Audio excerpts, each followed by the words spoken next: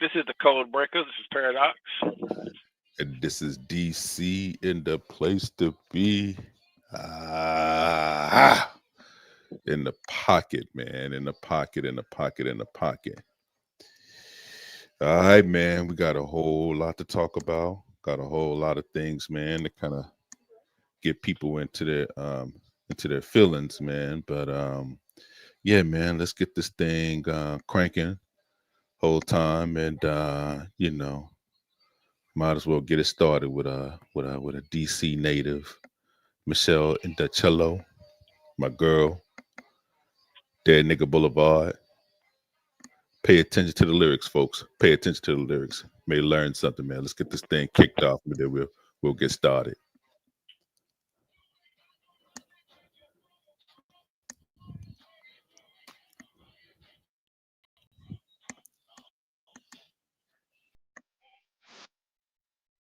Sell your soul like you sell a piece of hay. White leaders on paper.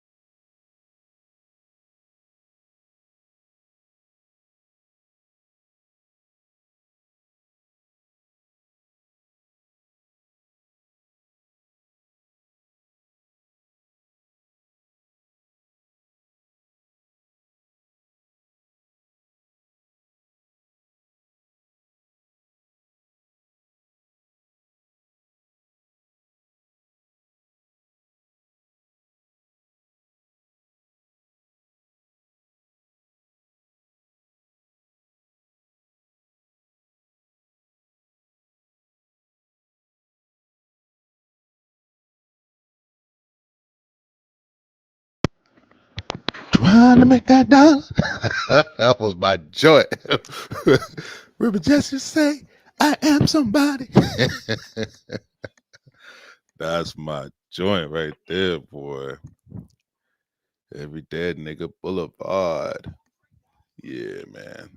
Just had to get that thing cranking. But let's go. Let's go, man. What you want to get started with, man? What you want to get started with really, really quick. Oh man, I don't know, man. There's so much, like you said, there's so much going on. So much going on. So much happens in a week these days. It's like We got access to so much information. oh yeah. So I guess we It's can get hard to started. parse out what to focus on. We can pick pretty much any topic. Did you want to react to some videos or get it get it going first and then play some stuff? Well, let me You let tell me me. let I'm me let you drive, man. You tell me. to drive. You ain't gonna let me drive, man. So I don't But want to be anti.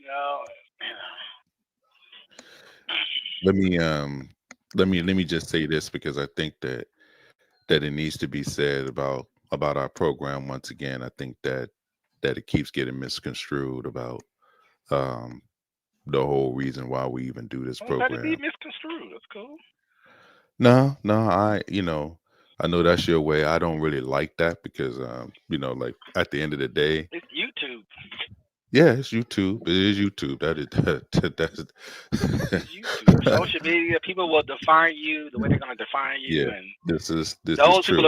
those people are being under other people just defining you and on, and it just Yeah, define, and remember the world is always changing. At least our world in America is always changing, and we always we can't stay in one place apparently. So you could we mean you joke about how President Reagan probably be a progressive at this point based off. So my point is that things are always moving. That's why I say I don't worry about it because things are always moving. yeah. Your beliefs today don't align with certain things, and then those people are conditioned to believe certain ways. So now, you know, you're looked at as, out of touch, and then what you say becomes, obviously less important. So you know how that goes. Well, I mean, once it becomes, you know, proof that you're wrong on something, then just move on from it and then just keep it moving. But I think it might be deeper than that. Honestly, when you think about like a Ralph Nader or there's some other people I won't bring up their names, but some investor people that I know that's been saying certain things for like 40 years, and because what they say is they're not in the wrong, but because it doesn't follow the natural streams of where the majorities of people are following, they only bring that person out when the market crashes. As an example, is my whole point. Hmm. Even though these people are telling you, if you keep spending money, if you keep doing this is going to happen, but it doesn't really matter, right? Until something happens, then all of a sudden they're valuable. Then they put them back in the box. You know what I'm saying? When things sort of settle back down, even though you ain't solved any problems, things have just been corrected or settled down, or you printed whatever it is, right? My whole point is that depending on what you're talking about, if most of us want to try to follow the stream. So when the stream changes, they want to change with it, and it's hard to just kind of hold. If that makes any sense. Right? So me and you was talking about racism, right? And then you notice how it became what it became. It's like, well, we can ease off of this because it's rolling. Hmm. But then once it becomes unpopular, then it kind of falls. Things kind of fall back in. Like, oh, you want to talk about it again now? But well, we did that all. We've done that. And you didn't care then. Now you care now because the mainstream tells you to care. I noticed that, by the way. That is true. Because really a lot of people are just taking it. I feel like a lot of people, especially with big audiences, are just taking advantage of just like you said, the stream of consciousness that happens, and they'll sort of jump on when they need to jump on, and then as of now, because the right, for example, the cultural right, if you want to put it that way, is now attacking certain things, right? That me and you had got going way back when, in conjunction with the people who were doing it even before that. And then it moves into the mainstream where it gets attacked and beat down, and it starts to get pushed out. You start watching motherfuckers flipping and jumping around. Oh, yeah, we should maybe look at this again. That type of thing. It's just very, very. That's why I don't like doing that, by the way, because of that. But when does it become stand your ground as far as being it basically kind of like the same for each group when it is the same for each group? I don't know. It's a good point. Like, I mean, are we, like I said, like, in the environment that you're in, are we just supposed to automatically understand, okay, this is what it's going to be? It's not going to be the same for you, point blank, period. You have to move accordingly to that particular system, that particular code, because that's the way that everybody moves. Yeah, like you said, it It is has to tied to reach, it it's has to tied reach, to it has to attention, though. reach, yeah, it has to reach a certain threshold for where Yeah. it will be acceptable to, okay, yeah, you have Think, reached think that. about think about the, think about the Hodge twins. We were talking about that earlier today, this morning. Not you, but me and some other folks, right? And the Hodge twins, you know, if we know how they started, right? And what they were doing, From and the then very beginning. from the From the very, very, very very beginning, beginning. This is right? crazy. And then we watched them transform into this because that was the stream, fitness or Yeah. whatever. And then they Yeah. noticed that, oh, y'all are canceling everybody because you're doing that. You're developing a whole new consciousness, Yeah. right? And so, and there's money there, and there's attention there. And so, what do? You change your programs and your shows and your talking points, and you shift. Joe Rogan, left wing, far left progressive. They've moved him to a Republican. I don't know if he asked for it, but that's where he was moved to.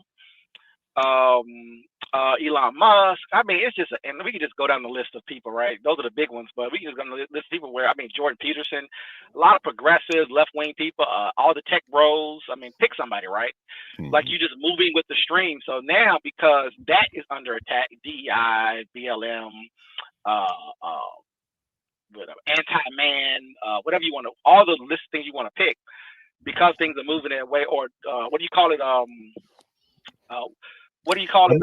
How many kids do Elon Musk have? We know 14, but maybe it's probably 24 or 30. This dude is a whole baby daddy. He's not smashing them. He That's what I'm IVRing them, saying. whatever they call it. That's even worse. So this is like a situation where the richest man in the world is the biggest baby daddy of them all, like the biggest the biggest person as far as breeding ground of debacle. I love it. It's just I'll be doing the same thing he's doing. He's a walking, living liberal. It hasn't changed. It's just, that's what I mean. Like but the environment has changed. The environment has changed. So he has to adapt to the change. He's been leveraged to I guess, like you said, it's a stream. So he's been put into a different stream. Yeah. Yeah, we watch it happen. I mean, it's happening in real time. Reality, Literally, it's happening in real time. Is that you have a choice? You have a choice to make, and based off the criteria. And remember something: white men officially have woken up. Basically, what happens is what's happening, because once the Me Too movement kicks in, and then you cancel all of the white men by virtue, then you cancel Hispanic men, Black men, Asian men, all immigrants men, and then all men around the world. So all the kings and queens, the sultans, the dictators that are all males, that are heterosexual as far as we know, right? All canceled across the whole planet. Canceled. Yeah. And then what does that do then? What it does, it opens it up. So we're okay. If we're all canceled, then we'll build platforms, Rumble as an example. We'll buy Twitter. We'll do this. We'll do that. We'll go to Spotify. Protect yourself. Yeah. Spotify is protecting Joe Rogan and other people on the platform because they're out of Sweden, if I'm not mistaken, which is interesting in itself because of the type of politics the country has. But all of that energy is in all those places. But as you oppress, as you are oppressing white men, as you're oppressing all men that's tied to white men, then it opens these huge things up, and that's all of a sudden we're trying to deal with it basically. And there's money to be made on top of that. So the money's there. The attention is there. Boom! Here we are. Welcome to our new America, or our new reality. That's how I see it, at least. And so now we're all figuring out ways to plug into it. Many people for attention, many people to get money, and like you said, and it plays on both sides. And you're trying to find out where you fit, because you both know, as we get closer to politics, Joe Rogan is a good example of this, by the way. As you get closer to politics, me and you both know how one day it's a left thing and one day it's a right thing, depending on what decade you want to pick, right? And so we might be at a little bit of a precipice point, I think, right now, meaning that from a Joe Rogan perspective, the biggest platform in the world, which 100 million downloads a week or some crazy number like that, where he's trapped. Now me and you both know he's going to trap himself because he's actually left. So what's funny is that the kid that got thrown, the kid from Maryland, we're in the news, right? Maryland all day, baby. PG County, Greenbelt, they all think, well, that's my area. They Greenbelt is crazy. But so now you got this Hispanic boy who gets thrown out the country, and then they're making it all constitutional crisis, ignoring the Supreme Court, blah blah blah blah blah, and they're all whining and bitching on the left and everything. Now, but the right has to deal with it, right? Because they don't know what are you going to do, because you can't do this, right? And so they're trapped as well. So they were talking to Joe, was talking to whoever about it, and he's trapped because he's like, that's wrong. Well, you really technically can't say that if you support Trump. You support Trump, you support Trump. There is no, it's black and white. So now his morality that he has within himself is now, he has to deal with it, right? How do you deal with this? Because that'll be step one. Because as it continues to go, a lot of people who think like certain people, it's going to be uncomfortable when you're in the right space, because they make you uncomfortable with certain things and how they approach certain things. I mean, you got Republicans going down to the prison in El Salvador taking photo ops behind prisons. From an American perspective, depending on your politics, you may be very uncomfortable with that. If that makes any sense. So all of it, each the left and the right, they both put you in questionable situations depending on how close you want to be to the politics, because it's so fluid. You know what I mean? So if you hardcore, you know what I'm saying, right? Like it all, because I find myself being a fan of Steve Bannon and the hardcore MAGA movements, because a lot of things they say, I'm like, well, man, I can't disagree with it. I mean, what am I supposed to do with this information?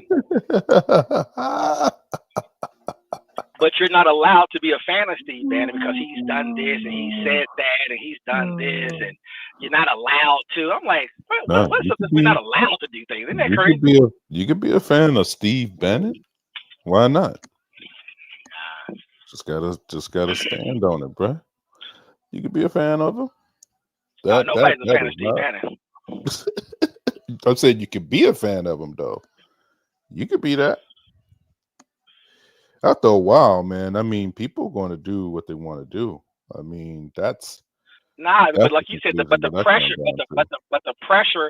pressure of a society and being accepted has tremendous value. Now, of course, you have your small groups of people who are just anti everything and don't really matter. Of course, not talking about those people, of course, but just in general society, depending on what spaces you're living in, if you start talking about certain things, you're gonna get ostracized to some degree, right? Family, friends, neighborhood, job, whatever it is. That's all I'm trying to say. So a lot of people who believe in certain things can't say it because of the environment that they're in, but they do believe it, though. Matter of fact, you would be identified, culturally speaking, as the crazy quote-unquote uncle. If that makes any sense. Because most people are not going to really listen to certain people because they just can't tolerate it. I mean, you talk about it all the time. I can't listen to that. I can't listen to that. I'm like, yeah, okay, well, I don't know why not, but okay. I think you should listen to everything, because you'd be surprised the things that you agree with and the things that you don't, depending on, no matter what side somebody's on. No, I find myself I do listen to it. It's just after a while, it's not really the person that is doing the programming, per se. For me, it's always the supporters that kind of pervert it or make it or over exaggerate with what they're doing, and it just gets played a certain way. That's all. Bruh, you got progressives talking crazy about Donald Trump and all the money he's getting. And I said, you think that Kamala Harris raised $2 billion from small donors? What are y'all talking about, bro? Matter of fact, I know you don't watch this. I know you don't watch the podcast. You might know. There's a podcast. It's 4 billionaires. They're all tech guys. I cannot think of it right now off the top of my head. I watch them off and on, and they all gave millions and millions of dollars to Obama, blah blah blah, right? Everybody, Biden, Clinton, etc. And so they were complaining that, and even Bill Maher actually complained about it too. That's the funny part. They complained that I've given all this money, but you won't even take my phone call, right? And you remember that back in the day, right? Remember how it used to be, like the donors would get the money, but the politician would, the politician would come off as, you gave me the money, but I can't show that I'm doing what you're asking me. So I might even shit on you a little bit, or I might ignore you a little bit, right? Then when Trump comes into office, he's the total opposite of that. So he's taking the phone calls. And so a lot of people who have money and influence like that, because they're not used to it. So think about this. Bill Maher wrote a check to Obama for $1 million, right? And he was giving money and did things, et cetera, to push the Democratic Party. And he's never been invited to the White House, as a very small example, right? Right. He's an influential person. He pushes things on the left, but they don't like him though. Hillary, they don't go on his show. Hillary Clinton, they don't ever go on his show or anything, right? But he promotes it, he pushes it. But then he gets invited by Kid Rock to the White House for the first time in his life and was there for 2 hours, right? How does he deal with it? Now he's against it, obviously. He's playing the game, of course, but he's still a liberal. He's still blah blah blah. Still push all the same stuff. Save the world, save the planet. All that type of stuff, right? Free society, do whatever you want to do, be open, yada yada yada. He's with all that type of stuff to a point. But I think it does expose some things and some complexity, right? So for example, Hassan, right? We talk about him all the time. Hassan, TYT's nephew, right? Yeah. So he's on his program going after AOC instead of supporting AOC because he feels like because she has power, I should still attack her, even though she's on the left, as left is going to get as far as in real politics, right? But he still has this weird, a lot of people still have those weird habits of still attacking. It's very strange to me on some level, right? Because you want to attack more your moderate Democrats and protect your progressive Democrats, obviously, you would think. But not a lot of, it's just very strange on some level, on the left at least, when it comes to some of that. Because they have this weird thing about, you should never accept power, in a sense. You should always, demand and pressure. I'm like, bro, you're trying to promote a candidate. Like, are you stupid or something? But he's dumb. He's offended by it because his comments were saying the same thing, right? Mm-hmm. Just an example, he has a massive platform. Matter of fact, he's getting ready to start to get more funding, by the way. And he's going to start getting put out there more, just so you know. Who is this? Who is this? Hassan Abi. Turkish dude.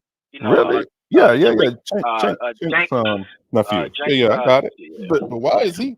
Yeah, because the left is looking to replace. The left had somebody, which was Joe Rogan. Once they pushed him out of there with that big following, in a funny kind of way, they don't really have anyone. As far as me and as far as anybody knows, they don't have anybody who has a massive platform, right? And so Hassan is a growing platform, bigger on Twitch, live streaming on Twitch, and then they post to YouTube and other places, of course. But he's one of the few that has enough influence with young people. And so he's starting to get more and more. They've been pulling him on shows, trying to get him more attention to come out. Now he's very left, though, of course. So it's tricky because the Jews have so much influence in America, very complicated group of people, and they have so much influence, so much wealth, and so much access that even he's going to be limited because he's anti-Jewish in a sense. Not really, but you can't say anything against Jews; you're automatically anti-Semitic. And so he is trapped in that box because he's so far left that he supports Palestine, which in turn means he supports Hamas, right? From how they're framing it. Mm-hmm. So that is one of his. Same with AOC. AOC is kind of playing the game on both sides, of course, which drives the far left kind of crazy because they want her to be radical. But my argument is, you're not getting elected if you're radical. It's just not. It's not happening. Not in this country. It's not happening. You got to be very careful with some of this. That's how they got your girl out of there, Cori Bush. Mm-hmm. I don't know if you know she told her story, right? Yeah. Or some from the community came to her and said, "Hey, we love you, cool, whatever." But APAC funded her, got a right. paint. Yeah. They warned her though. Yeah, they said did. We know you're not going to change, and it's on TikTok and shit like that. Our podcast you got with Jamal. Yeah, Jamal Bowman. But she was saying, they came to her, had lunch with her, and said, we know you don't support Israel. Just don't talk. Yeah. Well, that's the same thing with just be quiet on this issue. With Jamal, got to know, man. You from New York? You from New York City, he's bro? Insane. Like, come on, bro. But remember, he's radicalized though. He's radicalized. Forget all of that, man. Forget the radicalized language. That's why. When you're radicalized, you're not thinking straight, bro. Yes. No. You're not thinking. You're not able to play the game when you're radicalized. You cannot play the game. You know that. No. When you're radicalized, can you play the game when you're radicalized? Listen, man. Listen. There is a. What did the nation tell Malcolm? There is a difference. What did the nation tell Malcolm? Man, that's control, bro. What did the preachers tell MLK? That's control at the end of the day. Come on now. Yeah. Yeah, When you you become radicalized, you're dangerous to everybody. you are treading on very Yeah, dangerous territory. yeah. A You are. life could be lost, most likely your own. Yeah. Yeah, that's facts. Same warning, I guess, to John F. Kennedy, Robert Kennedy, Yeah. RFK Yeah. Yeah. Yeah. Jr.'s father. Yeah, same shit. Lincoln. Yeah, Lincoln. Yeah, Yeah. shoot, Donald Trump for that matter. Yeah. I mean, Donald Trump, another one. Yeah. There you go. you know, uh, the list goes on and on. Yes, you do. Yeah, So you have to know how to. You got to be able to modulate, as I say. You're playing the game, and people hate to hear that. But I mean, people will kill you physically. So I mean, it's like it's real. It's not that it's a fake thing. yeah. No, I that's mean, real. and even someone is silly. I'm a fan of Andrew Tate, but even someone like Andrew Tate, who's just a character on the internet. But because I'm gonna tell you when it happened. I'm gonna tell you when it happened to him. The moment people started hearing their children say his name, that was the end. That was the end of him right there. It was over. Because it's something about people having influence over people that makes Michael Jackson. I think it makes people want to get rid of you for some reason. When you start to influence people as an individual, depending on who you are, it seems if you're not accepted socially, then the job is to destroy you any way they can. So they'll start to run. Think about Michael Jackson, right? Was it the right wing or the left wing destroying him? And you're gonna probably say both, knowing you. Yeah, You're gonna say both, but I it's a know both for a man, fact bro. that the right wing don't run media. So the left wing Hollywood, the left wing newspapers, the left wing media people You all mean over the world the left did wing don't? everything to No, pull him down. the right wing don't They're not even run they're the not even involved in entertainment. that, bro. They're not They even don't run the involved in that like entertainment that. industry, Yeah, especially back then. of course not. It's ridiculous. So my point is that they bring They those are they people are who push you up and pull you down. They push you up. who run. That's a common thing. So do you think the right or the left runs news media? Oh, the left, of course. Come on, bro. Of course, bro. Everybody know that. The left runs news media. The left runs the world, son. We fighting the left. We're trying to stop the. Are you serious? How do you think we got to where we are today? What are you talking about? So I want to do the two-parter where we get into we're gonna be talking about something else weaker. anyway. I don't want to get off. We way off topic now. But who's weaker, left or right? But I this Jasmine Crockett thing. I really the want left you has to reshaped. The left has reshaped America. You do know that for the last since the 60s, right? So what is that? 50? You're using words. You're using words, but you're using words, but we'll get deeper into what that necessarily means, because I think what people thought was the right was really the left in your eyes. From a traditional. What people thought was the right was really the left. Hold on. You're doing trickery stuff. I don't want to do all that. What I'm saying we is just talked about Reagan. Hold on. What did you say about Reagan? Hold on. What did you say about Reagan earlier? What did you say about Reagan earlier? Not me. That he would be on the left. So I, like I said, what appeared to be on the right was really on the left. If you look at immigration, if you look at the opening up of borders, you're looking up all the things that are basically trying to tighten up and stop right now. Hold on. Welfare reform, all that welfare and all that kind of stuff. Yeah. Trying to make it where, okay, well, we're going to do this. This is going to be the new deal. This is going to be the new deal because we didn't give you what was promised in the 40s and then into the 50s, into the 60s, into the 70s, So this is what we're going to do to give you a basement floor, right? And then that fell apart. Outsourced jobs, right? Detroit falls apart. New York industries falls apart as far as the black workers that went up in it. That's where the racism comes in. See, that's what I'm saying. So I'm not going to make statements without contextually tying it to the historical context to where we're at right now, because that drives the narrative of what you see. So when you say stuff like that, no. See, hold on, Steve, because I'm not gonna have you try to give I gotta frame it. I gotta frame it. You ain't framing it. You set up a trick bag. That's what you're doing. I'm gonna let you talk. Go ahead. You talking? No. You let me know when. I don't think I'm. Just want to put this in because you're muddying up things a little bit.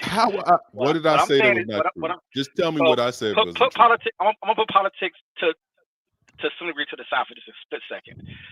Culturally, in our country, culturally speaking, not racial, not necessarily racial, but culturally, America was a certain way.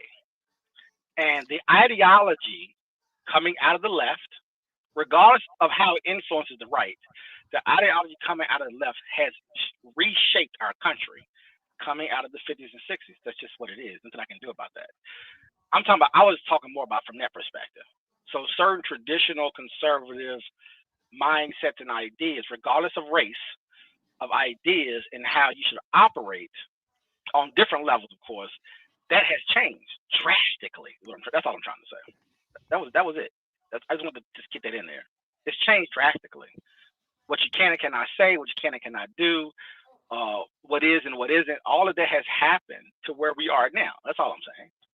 And I know what I can, even from a racial perspective, I know what I can and cannot do because of the male body that I'm in. There's things that I can and cannot do. Certain things that I may want to project, but I can't because of the structure. That's all I'm trying to say. I know where you're going with it. I got that part too, but I'm just remember that part though. That's what I'm trying to tell you.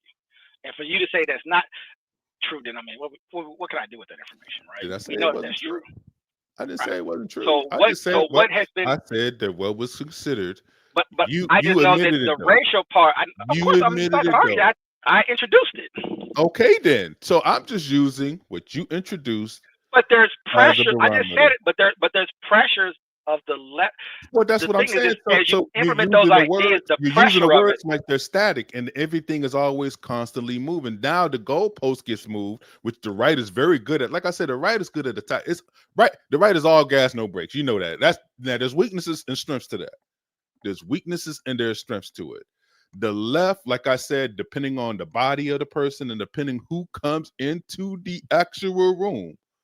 Right. You know, we talk about it all the time. They wop, and it makes them fall apart. So they get triggered in that kind of sense, because then they understand where the power is, because you're right. Those people are fighting those people and they hold the power.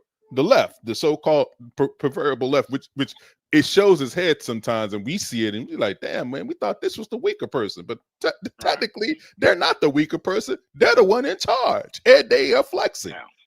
Yeah, they're the ones like flexing. you say, a lot of my ideas are going to be they're going to be mixed. It's a mixed bag in a sense, right? And what I mean by that is, I'm looking at things that are more like I said, cultural, right? And I always tease you about it, like something simple, something as very simple as not being able to say something like Merry Christmas, right? Very, very basic, very, very simple.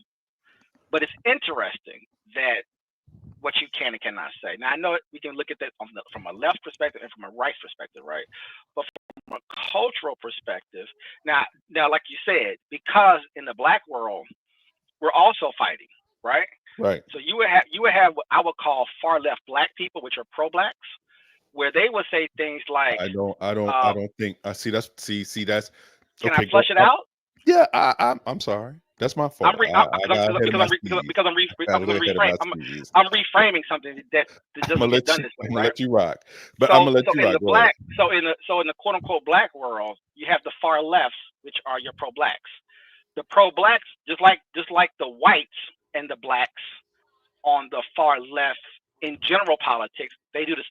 It's the exact same thing. It's kind of creepy. Is that your far left people will come up with these ideas. Well, Santa Claus is a white man. This fat white man is not gonna be coming down your black chimney. You don't even got a chimney. Coming down your chimney and giving your black kids gifts, right? So that's the frame. And so you connect that ideology to the whites and the other Blacks that are on the general left, right, or the progressives, right, coming out of Hollywood or New York or wherever you want to pick, right? Pick a place.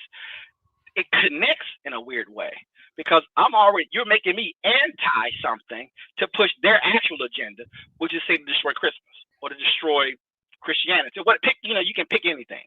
So it's interesting how you'll hear a far left Black person, generally speaking, is going to be a pro-Black, or pick, whoever's way over there, all those people over there, put them all over there, right? They're going to come and bring it to the Black community, all these ideas. It flows through comedians, it flows through news people, etc. They'll come in and bring in all these ideas, but I can trace it back and see the connection between the two. By the way, be it Dr. Welsing or whoever, by the way, it's all far, far left. And so it's just a funny thing how those things connect. And before you know it, your traditional society as a whole changes, right? And so you can't do certain things. But the trick would be what? Well, to keep blacks in check. When I say traditional society, what am I talking about, DC? Jim Crow, letting whites do Yeah. whatever they want to do. Yeah. They can do the black bodies, male or female. You see Yeah. what I'm saying? It creates Yeah. that'll keep us in Yeah. check. That'll hold Yeah. us in check, So right? I And so just it allows the society to it's fascinating. But anyway, tag me in, coach. Tag me go in. ahead, go ahead, go ahead, go ahead. So here's what I was telling you, man. And you I think you getting it, but the thing is that this is what I'm saying. The way that race has been formulated is strictly not no. Let me say it this way. Race forms a certain kind of consciousness within the body of the person that's inhabiting that particular person, that particular body, which carries the history of what that particular body entails. The fact that civil rights, everything that is talking about opening up society, being more freedom based and stuff like that, has been basically captured within the black body because of the suppression and the control that was prohibited with the black body in this particular country for so long, that everything that encompasses us, when people see us, it automatically bleeds liberal, like it reads liberal, because that's going opposite of what you just said, traditional, keeping things, you know, pretty much what it was before, like, hey, you mind your business, government stay out of your family, you can serve, you stay true to your beliefs, and God, family, community, that kind of track. That's what we're living in. Community takes care of itself. You don't need all these outsiders kind of influencing you to do all of these nefarious things. But of course, we stay in a country of fluidity. We have very, very large cities. We have very, very, very small towns that still have that kind of thinking and kind of community where it is like that. But then again, you have these big metropolitan areas, even in southern states, right? Where they are highly hyperactive as far as doing very, very liberal things. Some of the most liberal cities are in the South. You got Atlanta, you got Miami, you got Houston, you got Dallas. I mean, we can go down the line. I mean, I know I mentioned New Orleans, for Christ's sakes. Like, you got places, man, where um of course up here, but people don't really consider that. But still, you have places around the country that is representing uh, a confluence of cultures and influences and things of that nature, which makes it very hard to hold on to just a strict traditional culture without some form of control being in place. Because when it's like freedom of speech is your primary um, portion of your constitution that people hold on to, um, the right to bear arms, the right to assembly, and then you have the right to vote in and out of politics, where it's just strictly democratic, based off numbers as far as voting someone in and out of office, except for, of course, the electoral college, which is the presidency, which is kind of weird, by the way. The most important office is not that way, but that's a whole nother subject. But it's just very interesting that when you speak about that, of course, you're going to have a confluence of what the right was before, what the left was before, and it goes back and forth, depending on the person and the body and the history of that group of people that are speaking at that particular time. So, for instance, right, you brought up Dr. Francis Cress Welsing. You know that there are a lot of people that are on the right, the black political right or black political progressive left, that think that Dr. Welsing is basically somebody that's stuck in the old way of conservative, traditional family values because she spoke about family, women being, you know, not the head of family households, that men should be the leaders and stuff like that. Like there were very traditional tenets to her philosophy also that can kind of trace back to the traditional way or conservative way of doing things. And there is a critique to her that is from the left and not from the right. So that's why it's like kind of like I don't, the only thing that I can see tracking her to the left is the fact that she spoke about racism in such a direct way, and that she formulated a philosophy that was based off what people would consider to be faulty science when it came down to the mindset and the consciousness of white people, right? And that is why she's stuck on the so-called proverbial left, because people are putting her there. But then there is an argument to put her down in the conservative right frame of thinking also.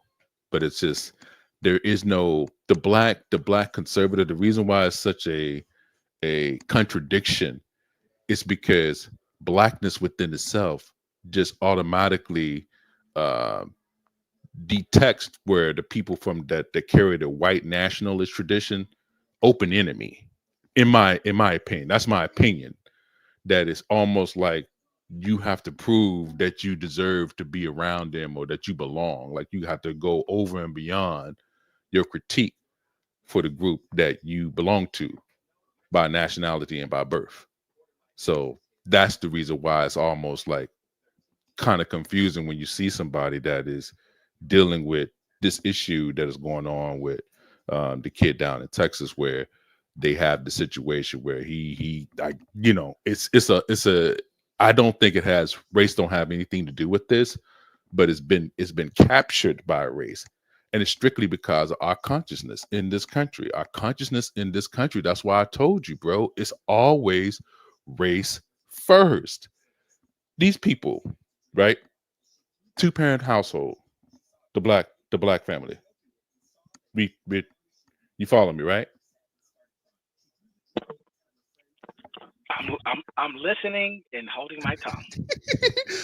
Two-parent household, family been together, two healthy parents, beautiful family, live in a very, very rich neighborhood. The white family, on the other hand, divorced parents, kind of up and down as far as their living conditions, not necessarily the most stable home.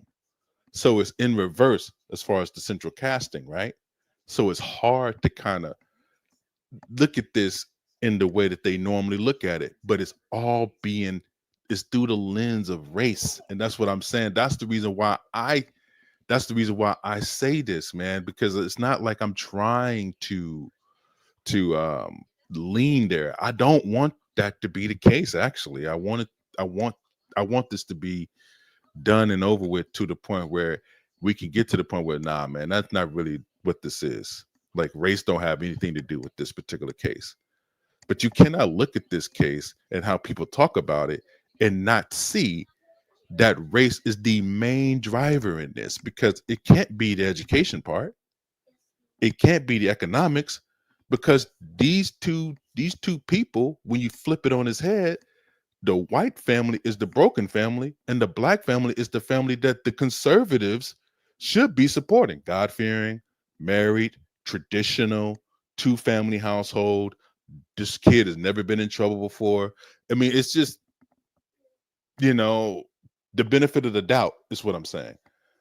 But the only reason why he's looked upon as being a thug, the black kid, right? The thug, maybe he come from a broken. People even lying saying he come from a broken family. His people are not together. Like he grew up halfway in. I don't know, in the hood, and they came out there. Like it's just craziness, man. They're trying to pattern him to main casting. And there's only one reason why that is to drive a narrative home about race and politics, to make it a racial position. And that's why I think that's why I think that race is so much of an issue in this country mentally, that it has to be expunged, but it doesn't have to be expunged by the black people. It has to be expunged by white people. White people have to be the people that deal with this, because it's within their particular aesthetic to view things this way. And then it becomes racism, because you start to view it through the laws, you start to view it through the actual media, you start to view it through all different ways. And that goes both sides. That don't got nothing to do with the left or the right to be. It's just different ways of basically formatting that particular formula. The formula is what the formula is, bro. And I yield. Go ahead. I'm trying to let you cook. No, go ahead, man. Go ahead and do your knocking it down. Knock everything down that I just said, man. I'm Knock it down what I just said. I'm not really engaged in what's going on with that, so I'm gonna let you have it. I won't fight you on it. I mean, I 100% disagree with everything you just said, mostly, but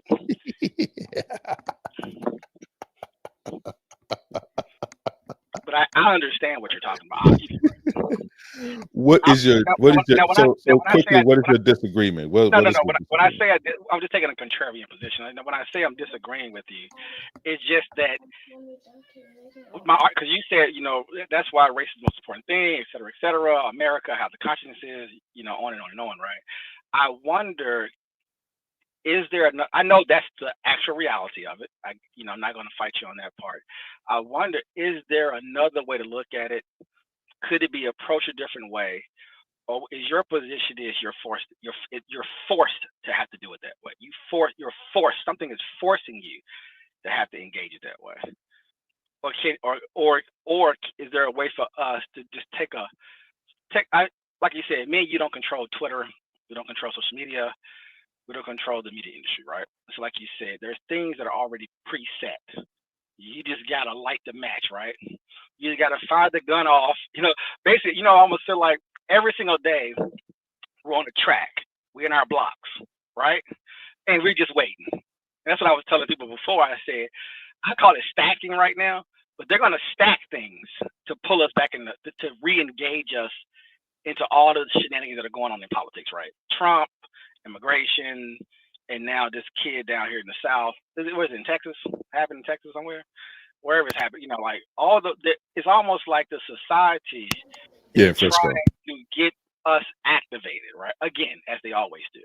And so it does always feel like I'm in these blocks, and I'm just, the average person is just living their life, of course, obviously. But people like us, we're the weirdos, I guess. But we're like sitting in these blocks waiting, and it's gonna happen, and then the gun gets fired, and then we're off to the races, basically. But I don't know. I wonder. I do wonder. Is there a different way? Let me ask you this: could we approach it a different way? If you had control over the society, if you had control over the media, could you approach it a different way? Because remember, I keep telling you, I'm not really concerned about the right necessarily, right? I just wonder why our protectors, the whites on the left and the blacks, our protectors, why could we put more responsibility on at least their media apparatus and say, when y'all have y'all talking, when we give y'all talking points, we're going to frame it differently. I know they're not having that conversation, but they're feeding into it because it makes them money, it gets their donors going, it gets the black people upset and activated, and they can drive their other agendas off of this case, right? So everyone has their things already in place to drive a narrative and to push ideology. I was always thinking, is there another way to deal with it? That's why I'm not going to go at you with what you just said, because I don't necessarily have the energy today to really do that. Because you're gonna have your kind of anti-black. I ain't gonna have you do anything. It's on you. I can't have you looking like you said, the frame is, it's already in place, right? So anything you say, so when something happens like that, right?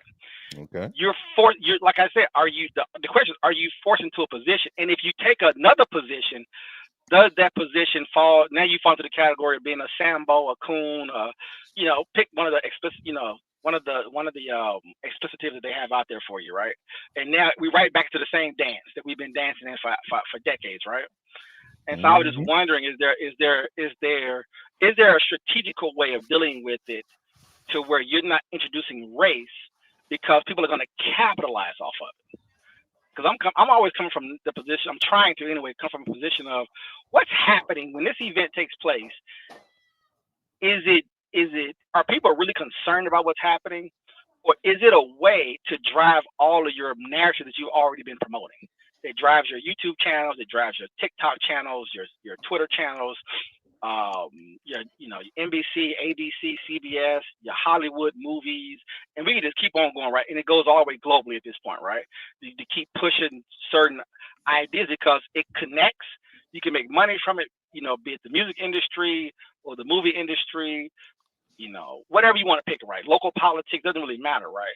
Is that if you release yourself from those narratives, the type of impact it will have, will people be confused and lost?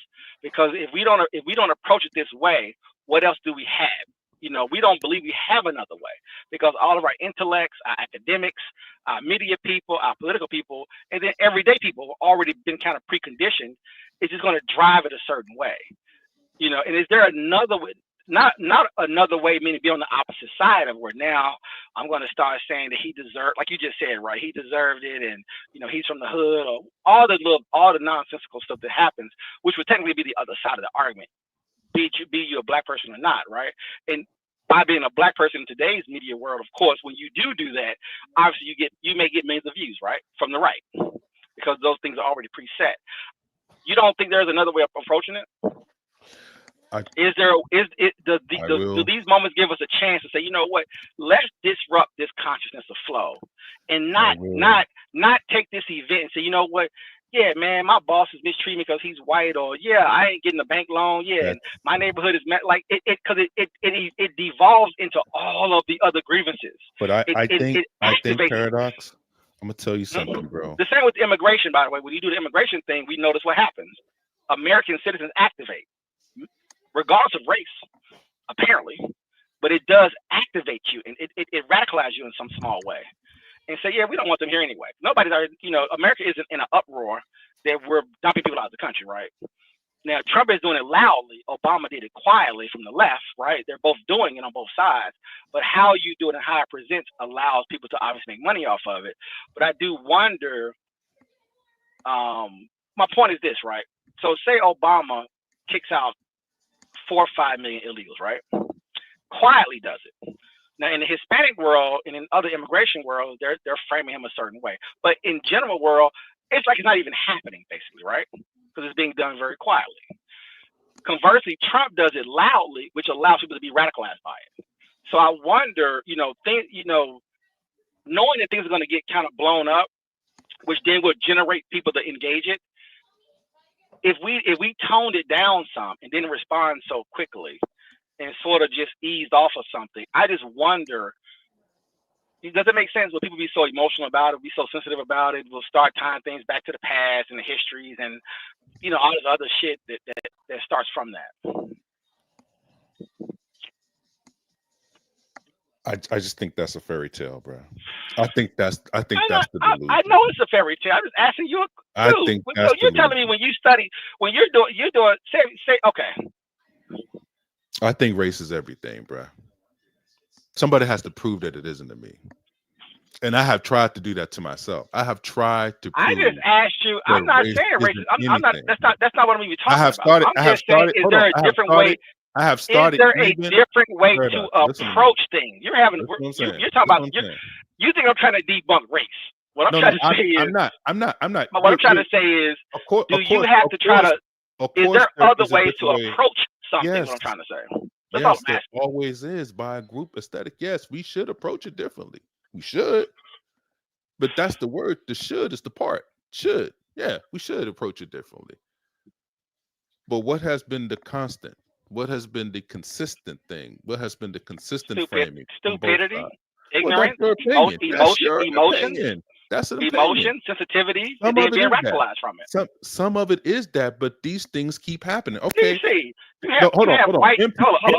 MTG. Can I say this? MTG. What's the difference between kicking out all of those white people that were talking crazy to her, and then what they did to the brother at the end there? All those things are not different. The only difference is the person that they. I can make it different. But you're making it different. I can. They treated him differently. That is No, right there to no, be. he was That out is of right he, there in the view. And I'm he was saying, out of control, bro. dude, listen what I'm saying, man. I Listen what can I'm play the saying. video, and we Let's can play show the the video, and I bro. can and I can and Let's I play can, the I can show video. you the difference. Let's play the video. Let's play it. And you tell me that he deserved to be kicked. He deserved to be tased. You're not gonna do it to me. I'm not going in the trap. I'm I'm I'm not going to the no, trap. I'm asking, but that's what you're I'm saying. not You're playing offering the to take video it. to show I'm proof. not going into the I trap. know, I'm not going dude. to the trap. Dude. This is not no. We're not even on that kind of time. That dude is a propagandist, just like anybody else that's from the left is a propagandist. I think the right does it worse because they're not as informed as the left. They have to be Yeah. I get blind. you that. They have to be blind and kind of be obtuse. They don't know how to The left argue is with definitely information. way more educated The left by knows far. how to Ain't argue. even The close. left, that's what I'm saying. This is very crucial. The left knows how to argue with facts and information, even when Yeah, it's propaganda. And the they're right, ruthless. knows how to argue with emotion and anger and angst. It's short-lived, but it don't last because once everything gets basically pulled from the cover, the left has the high ground. That's the reason why you keep It's losing. ruthless. It's That's the ruthless. reason why you keep losing because when once somebody like a Sam C to get in there and everything calms down, that's why I said that's why I played that because he's just like, nah, I got you. You're the one that want me to concede. Why do I got to concede to you? Yeah, You know what I'm saying? I'm found. You Look, want me to give you. Hold on. Let me just say this for people to understand. No, the left, the white male left. Those are the guys with the power. Those white men that if you talk about those tough guys. Those are the weak ones in that group. They're the weak ones. They're the ones asking, man, can you just get these women up? Dude, anybody that be thinking that Jasmine Crockett is some kind of powerhouse because I mean it's insanity, bro. It's insanity. And the reason why these people go at it so hard to try to prove a point, man. Well, you got to go, ask laws and try to get laws passed and stuff like that. Well, you're sitting up here asking people to be anti-college, anti-everything, anti-this, anti-that, and the people that you're going to ask are what? What are these people, Paradox? Educated, college educated. No. College educated, Ivy League people. I mean, yeah, the media, bro. The media. Look, bro. The media is evil. You know why? I just pulled up 10 videos, and they're only snipping the black dude clip. The media is evil, bro. They are evil, yeah, man. yeah. They That's the are lens. evil, bro. Main They are casting, evil. central They casting. it's not. It's stupid, bro. All right. People are stupid, bro. It's so funny, man. I don't even know. I wonder if they deleted all the clips to show the video. No, we, They only showing him. even more than being stupid, bro. Okay, You know there's what we some of the are? white folks right there. We are Yeah. collective, bro. We are collective. We are a collective group of beings, man, that tend to follow. It's almost like when you in church, man, they say bow your heads. It's like automatically people bow their heads. And the person that's sitting up there not bowing their head, they start to feel so awkward that they end up bowing their head too. Close your eyes, and it's just how we coalesce with that. And if you become a master of being able to manipulate minds on that kind of level, yeah, you got it. You got the sauce. That's what you call it. That's what the And people like call you the it said, thing, the it and factor. and and not doing. We're so integrated. Obviously, I know that I'm pipe dreaming, of course. We're so integrated, but because we're so tied to it, it's almost. And the way the way many of us have gotten to where we got to is so tied to everything that if you do nothing, because if we were like other groups of people in this country who you never hear from, then when something happens, it's much easier to kind of keep it quiet. But I know that we're so tied to everything that I'm fantasizing, obviously, because we're so tied. That it's almost it'll be a very hard task for most of us just not to respond to stuff, to not engage. It's almost basically it's an impossibility. Can you tell us to stop being black Trying people? to Can find we it. just say we're human beings, right? It's proven scientifically that race doesn't Yeah, exist. but Hold on, stop being black. I I'm wouldn't do asking. that. I'm not Well, going that well, far. well, well, well, why not then? But you're I'm not, asking, I'm not talking about that. for us to You move talking, on. about, you Hold talking on. about something else. No, Oh, I you're talking about really something no. else. I'm trying to get to the bare bones on the reason why we can't move to the point that you're talking about, right? No, Because it's if just you having control. It's just having self control. You talking about something else. I'm not talking about all that. well, You that's a talking about some limited. other shit. What That's I'm talking you about know how is much what I'm you know talking how about much is self discipline. You know how much self discipline and how much information that you have to already have in your brain to yeah, have that kind of control that you're talking yeah. about, man, and to still hold on to Um, race. holding on to race isn't the problem. So that's not what I'm talking about. I It's hold on. just that I it's agree just with you. that I agree with you it's if you're just dealing it's with just people that are it's really just that informed. Paradox. if you didn't have so many people in America, regardless of race, American culture, because American culture is so loose and black people are so tied to it. It's a weird thing because we're in it and we're out of it at the same time, it seems, but we're so tied to it that you can't corral all of us to say, hey guys, collectively, hey guys, Right. let's approach. It's impossible because we're just so Right. different, but the same. We're from different Right. areas, It's a but the weird thing. same. Yeah, it's really a We black. had different It's really a economical black status, thing. It's but really we're a black but we're thing. You wouldn't right, understand. It's true. right. That's a And true so thing. the thing is that Yeah, it's a and contradiction in because we terms. have a Yeah. constitution and we have freedom of speech and we are free, because we are free, we're accessing that freedom by saying you as a black individual cannot tell me what to do. What does that sound like? Sound like a white person in Yeah. America being, you know what I'm saying? Same thing. And So even the and even moment I'm someone gonna tell you tries to something though. be it a preacher or whoever, This the how moment you go this ahead. how I know that we're a stream of consciousness, right? Even globally, right? Because even when we start to argue with each other, right, internally, no matter if the person is from here or not from here, that there's an understanding of that argument that's internal to our group collectively, right? As far as being how we have been brought into the world, and if they brought it into your culture, I'm not talking about somebody that's not into that wasn't never brought from, I guess, what you would call the native side of wherever they're from. Yeah. I'm saying once they brought into the so-called modernization of things, and then just that first that realization that okay, I'm looked as something else. Once you go in and out of that, then you have a critique of how other people are dealing within that body politic that you actually share classification under. And what I'm saying is that that is a unique thing. Paradox is what I'm saying. That's a very unique thing because now you deal with a paradigm where you don't really truly understand me. I don't really truly understand you. But for the sake of argument, we're tied kind of psychologically to the same thing. There's a tie that binds us together, but it's an unhealthy tie. But we understand it within this group, so we're going to argue within this group to say, "Well, no, you're not really us." It's like the ADOS argument, right? You're not really us for real, though, not really.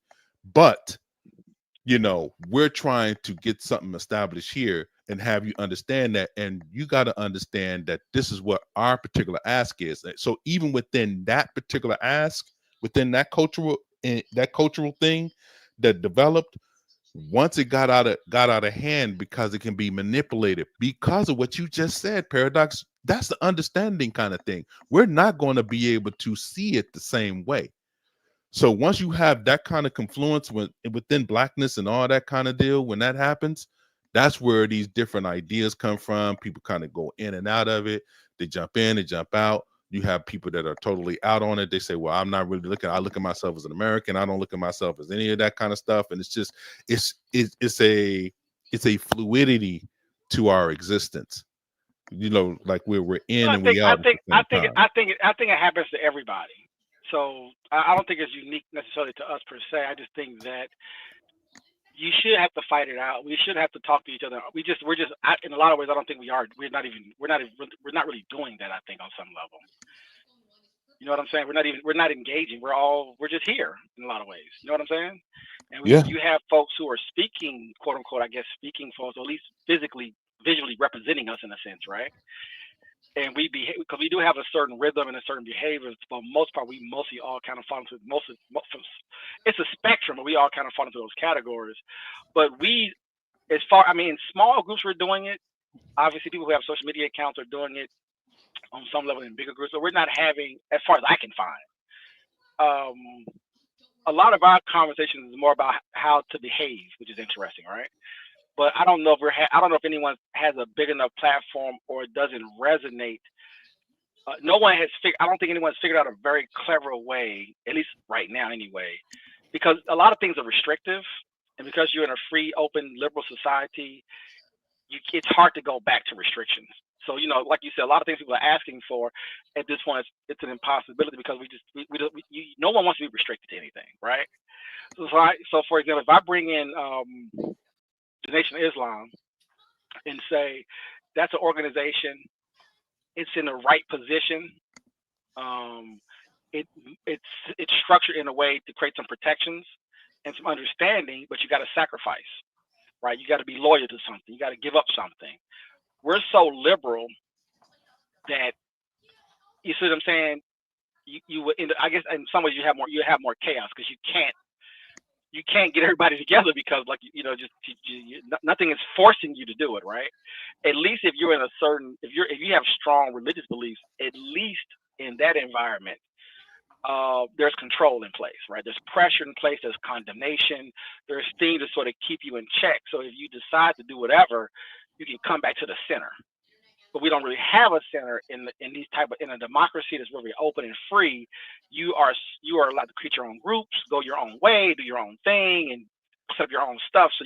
So you have people complaining on these large scales, but it's kind of like, well, yeah, I want to complain. It is a dream. My complaint is more of a dream because understanding the fundamentals of our country and where we are now, because things are so fluid and so open, you know what I'm saying, right? You can't. Because you can tell everybody's trying to do it, right? You got people online just yelling and screaming, Roland Martin, pick somebody, right? They're yelling, you get you to, you have it. People are trying to like hold on to something, but it's like trying to hold on. It's like trying to hold on to air. You know what I'm saying? Does that make sense? Like, and again, it's happening on every level in every way, depending. I mean, take the Jewish thing for an example. The Jews are trying to hold all Jews to protect Israel, but of course you have a lot of Jews who don't like it, right? And they're in a battle, and then people attach themselves to those people, and then it becomes a national thing and an international thing, of course. Does that make sense? But Yeah. but I feel like fundamentally though, they on some level they still have some loyalties, obviously tied to their belief system, of course. But they're in a fight, right? Since they've been been at war or whatever. But my point is that for us, I just think it's like you said, it's interesting to watch it because no one can corral us basically, and you are trying to shame people, right? You are attacking everybody's behavior, but then there's a bigger system that you're under that you're trying to deal with, and because we're so integrated into it, like you were saying, it's just a dream because it's an impossibility to pull us all together. Like, could you imagine what we would call leaders? All influences and leaders would come together, right, in like this big giant room of blacks in America, right? And we will all have a discussion on how we would approach America. It's a dream, right? It's a dream. And so, unfortunately, because of that, because some folks argue that we should be doing that, that's just not a reality, right? It's just fantasizing. So you're gonna have things appear chaotic, and then you will have events happen where it can be taken advantage of. Because guess what? If you kill a black person, our black leaders should come together, have a plan, and then roll the plan out, right? But instead, we have Arabs, Jews, Asians, whites, blacks from all over the world engaging in what we're doing and taking advantage of it, exploiting it, using it for different things, connecting us to all sorts of things. And then it becomes what it's become, be it Mike Brown, George Floyd, I mean, pick a person, right? So it's trust and believe me, the country would be very different, obviously, if we was under something that had us all bound to where it'd be very difficult to influence from the outside, and the influence will only be from the inside. It'll be we would have a very different relationship with America, obviously, right? It's kind of a given. But that again, it's a pipe dream at this point. But I found the video, so good. So let me go with this video.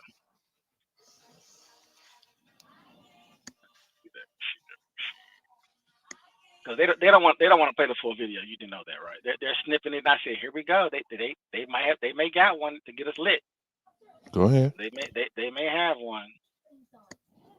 I'm gonna play it. Let you commentate. All inside the interior of the United States.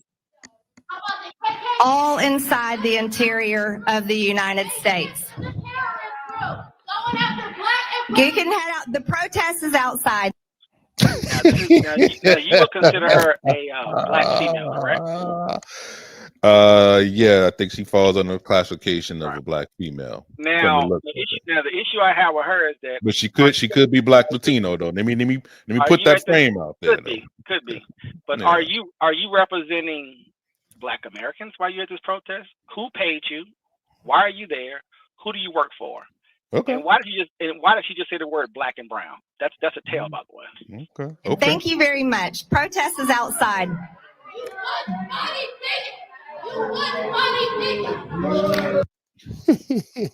Damn, obviously calling back Jasmine Crockett. Now, I want to skip past this, but I can't, because this is your white, far left progressive that's tied to people like you. This is your people. All you black, pro-blacks, and all you blacks that are out here. This is your people right here. That's low down. Classic right attack against Marjorie Greene. But Marjorie Greene was having this town hall. I'm frankly shocked that she was having one, not only because she's a Republican and they've been getting a lot of protests like this, but also because I can't imagine a person less quick on their feet in being able to respond to things like that. Admittedly, she didn't really have a response. She just said, "Get out, the protests out there. If you don't agree with me, you don't belong in this room." That's not clever or anything. But it ended up getting worse because there were. I'm gonna tell you another reason why I hate Democrats and people on the left. They are so condescending. They think they're so much better than everybody. And I hate that all you black folks are so tied to these people. These folks will have you they will have you in slavery. They will put you back in slavery. You won't even know you're in slavery. You won't even know it. Were a lot of protesters, and she was not happy to just cancel them and send them out of the room. We also had a little bit of state violence, and so the police were called in, and they whipped out the tasers. You hear that, right? Oh, and we had a little piece of state violence. Take a look. At least 3 people were physically removed by police officers. Stop. Hold on. I want you to see. Hold on. Was he resisting? I just rewind that. But remember something. Hold on. Remember something. Rewind it, please. Remember something. We're rolling the tape. We're rolling the tape. But I want you to watch. Now, he's a small, white, older male. Oh, come on, man. Not a lot of. Bro. That's, you see what I'm saying? Like, you caveating this now. He's a small, white, older male with not a lot of muscle mass, and he is literally being manhandled, and he's doing his best to fight it, but he is weaker here. I mean, it's obvious, right? So the police were called in, and they whipped out the tasers. Take a look. At least 3 people were physically removed by police officers. There is a black male and a Hispanic male dragging him out. Stop. Are you really doing this? Hackworth police said 3. Now, you just saw the white. Now you just saw the. Do you want to do this? Which one? What are we doing right now? No, because hold on. Can I say this? You want to drive? Can I say this? I get in the passenger seat. Go ahead. Let me get the con for a second. Now, first and foremost, this aggression that the black police officer. This is different. This is different, bruh. I watched the actual interaction between these two. This is different. Now, do your whole racial gaslighting thing. Then we'll be out here protesting. Is different. Here we go all over again. Nobody said that. You're doing it. You're programmed to do it. You're doing it right now. Black guys introduced. That's what I'm saying. You're programmed to protect the opposite. You're programmed to try to go blind on this. That's it. Just play. You know, I fight. You do know I fight. But you do know that I fight one of the most pro-black, aggressive people in the world every day, right? Yeah, I do know that. That's why you have so much energy like that. More. I mean, Go That's ahead. why you have so much energy like Having this, fun. man. That's why. Go ahead. But yeah, but you know, people don't realize that. Like that's why we have to keep, mind it. I'm around someone who's, if they're not as pro-black as Dr. Welsing or Khalid Muhammad, they're pretty close. I live with it every day, for years. Extreme. Look, you know what's so funny, DC? I bet there's nobody who's listening right now. Let's say in the comments, baby, that literally we talk about race every single day, black, white, every single day, from the time we wake up to the time we go to bed, every day, all the time. It never stops, by the way. White this, black this, white. I mean, every day. As you know, you already know. That's not normal, by the way, just so you know. I don't know. Do you think anybody who listens to us has? Are they living? Do they have a radical, literally a true radical militant, basically, in their house every day? I don't think so. Not like that. 3 people were arrested. Don't do this. Don't do this. He grabbed me. Yes. Don't do this. Okay, so they pushing him out. They pushing him out. Hold on. They pushing him out. They pushing him out. That's what you're seeing. That's what you see, right? That's what you see. Now let me tell you what I see through my white eyes. Through my blue eyes. I'm gonna give you my blue eyes, because that's what we're doing, right? I don't know where you Negroes understand English. So let me go through my blue eyes for you. Now, what I saw was a large African American male. He's very large, muscular and strong. So what right? you think? Hold up. What you think they're gonna do to me? Hold up. I'd be shot, right? So you said if he's large, no. Would I be shot if I put my arm out? Hold on. If that was me, now I'm saying if that was me, if you know me, so if that was me, what would have happened to me, bro? No, so you're forcing me to do this, right? I don't want to do it. I'm trying to be good today, But what you're trying to tell me is that the way you're visualizing this situation is to put yourself in it. You are a large African American male, right? And so the default is you will be shot. Right, but no, I'm asking you. Hold up. No, though. Now, if we in the hood, right, and we're interacting with cops, are we being shot?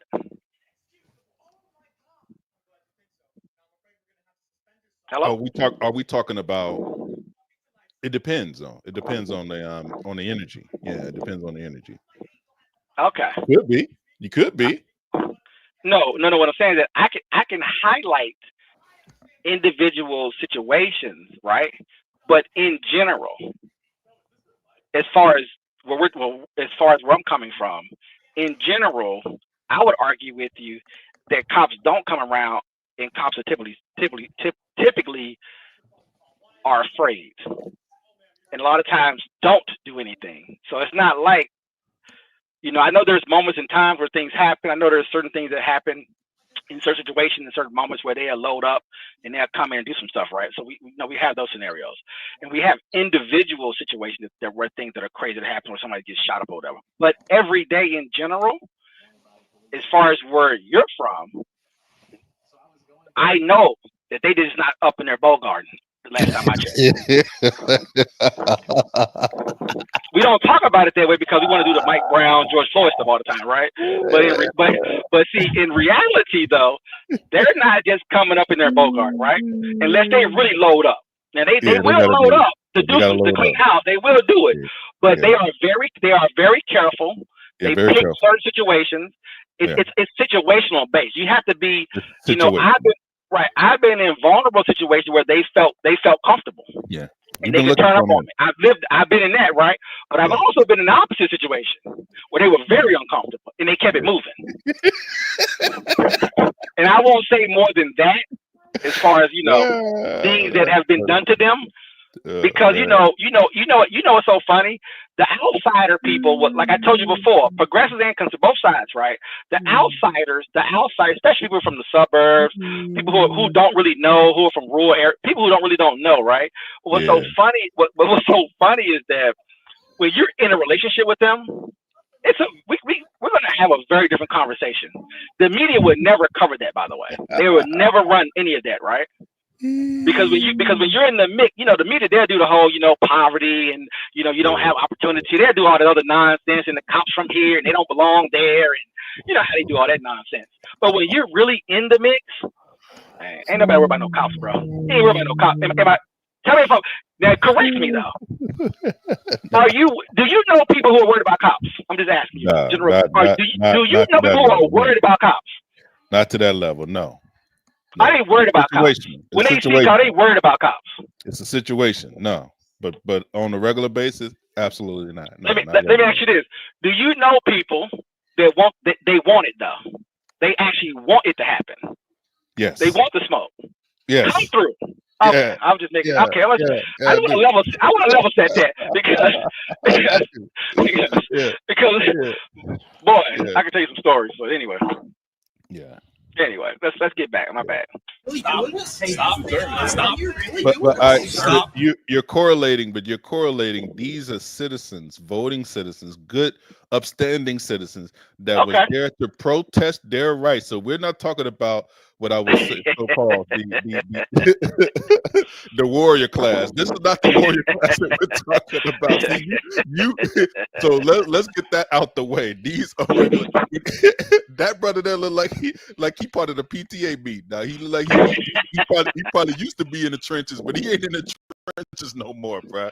He ain't in the trenches no more. No doubt about it. He's a concerned citizen, Georgian, going there to try to speak to his representative about how unhappy he is about what she's doing in Congress, by the way.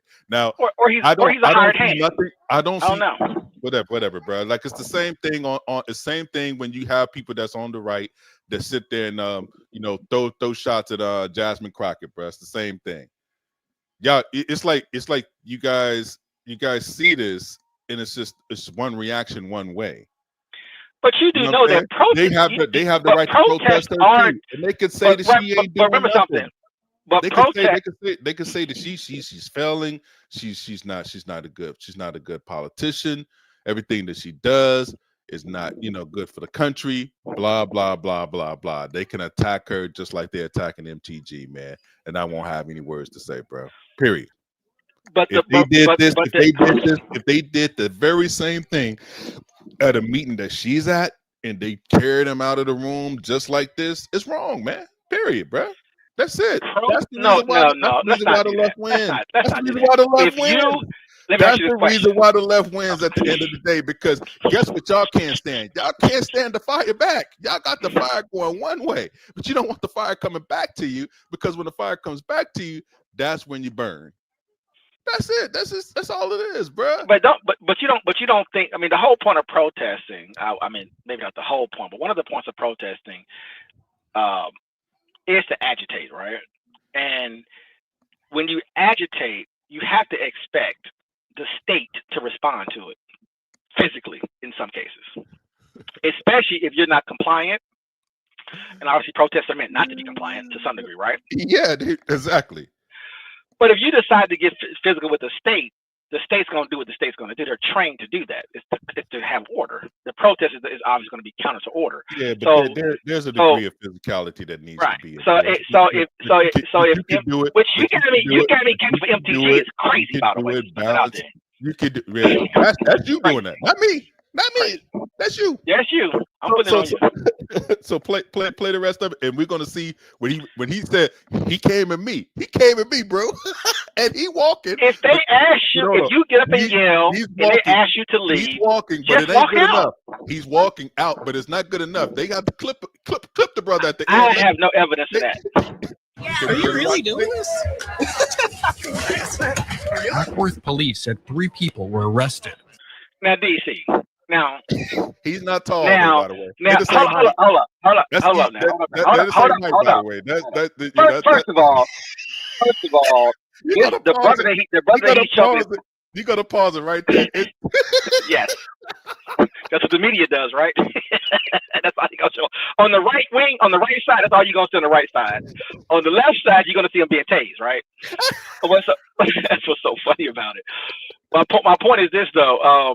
Now, this brother right here, he's probably, what do you call it, sheriff's clerk's office. You know, he probably works there versus the actual cops that are brought in there. But he's probably just, you know what I'm saying? Now, they told him to go over and get, go over there and get. Now, hold up now, DC, you're a cop. You can't. You're not. If I'm a cop, you're not doing it to me, bro. I'm putting you down. It's assault. I gotta put you down. And he didn't put him down. He fought with him. The guy's out of control. He's unhinged. This guy's unhinged. You want to introduce race to create something else, and that's my problem. That's the problem. What you're doing is the problem. Well, if it was me, it's the big mass size is I'm gonna get shot. What are you putting out, Jazz? What are you talking about? I asked the question at this particular place. You are fantasizing when you make that. What are you talking about? Hold on. If it was me, I'm a large male. You know what's going to happen to me, right? No, I said that's what you think. But here's the thing. Let's just stick with this, right? First of all, they're the same height. They're the same size. Number two, he's clearly stronger. Okay. Number two. This is a large black male. Whatever, man. That is not a large black male. You know that, bro. That's an exact trick. I told you. It's through my blue eyes. I'm giving you the blue eyes.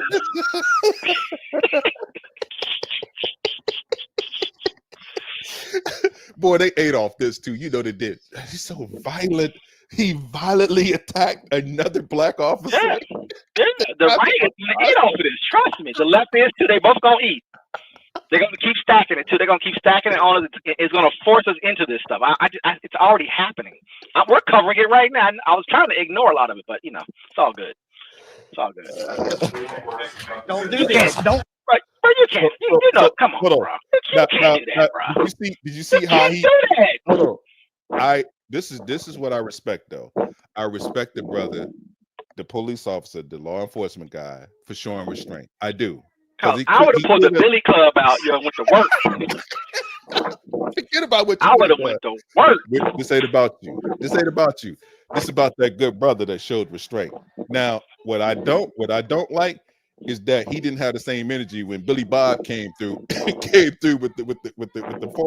the forum and said, "You're gonna get up on out of here." So he kind of relented a little bit, right?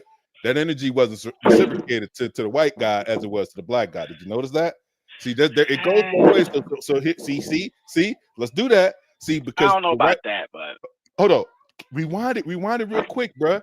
It's clearly shown that energy that he had for this brother, that brother with the glasses, this brother right here. Stop. Yeah. Are you really doing this? And you know what's so crazy, Paradox? He getting it from everybody too. He getting it from everybody. He got no police said 3 people were arrested. Look at that. Look at that energy. Now, don't do this. Don't do this. You grab me.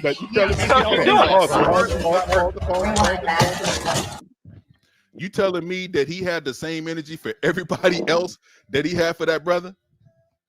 Well, no. The guy's argument is that the first cop grabbed him, which is what he's trying to claim. It triggered him to assault police officer, which is insane. Which means that who does he work for?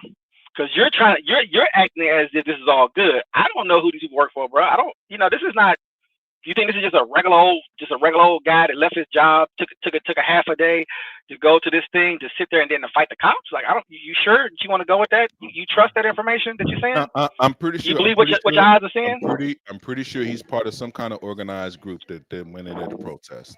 I'm pretty sure of it. Or if he is a regular guy, he just has an issue with MTG. You know how you have those rogue people who just have an issue.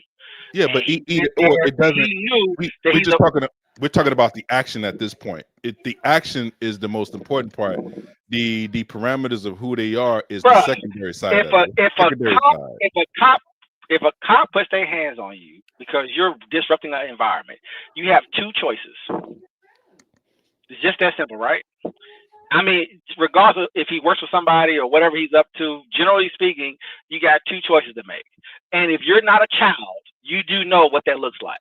So if your natural inclinations is to fight law enforcement, then you're gonna get what I mean. Come on, I mean, like it's stupid at this point, right? It doesn't make any sense.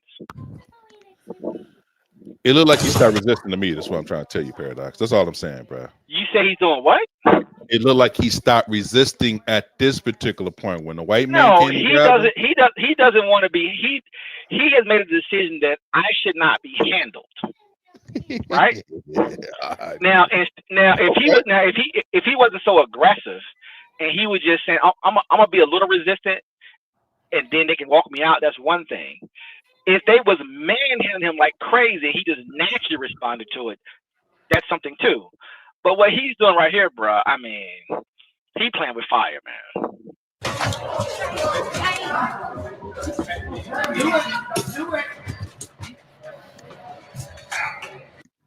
So now you tell me what we doing now?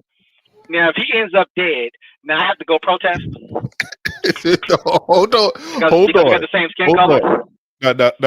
Now rewind it. I want you to rewind it real quick. Just rewind it really quick now. Rewind it. Like I said, the energy is I don't know what it is. Don't do this. Don't do It's not working. Rewind that.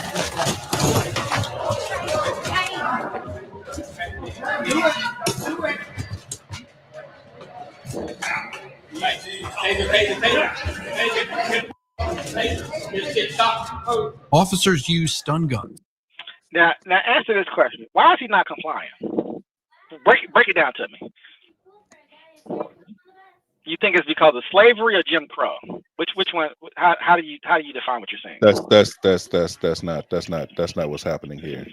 Is it imperialism? Is it capitalism? Is it colonialism? Is it the Western Empire? Give me some bullshit. Hold on. I'm trying to think on the reason why this brother triggers him so much in this whole altercation, because they might know each other. I don't fucking know. I don't know, but first of all, he's shorter than everybody in the crew right here. I just want to make sure that is on the table. He's a short. He's like a running. He looks like a running back to me. He's a like short king. Smith.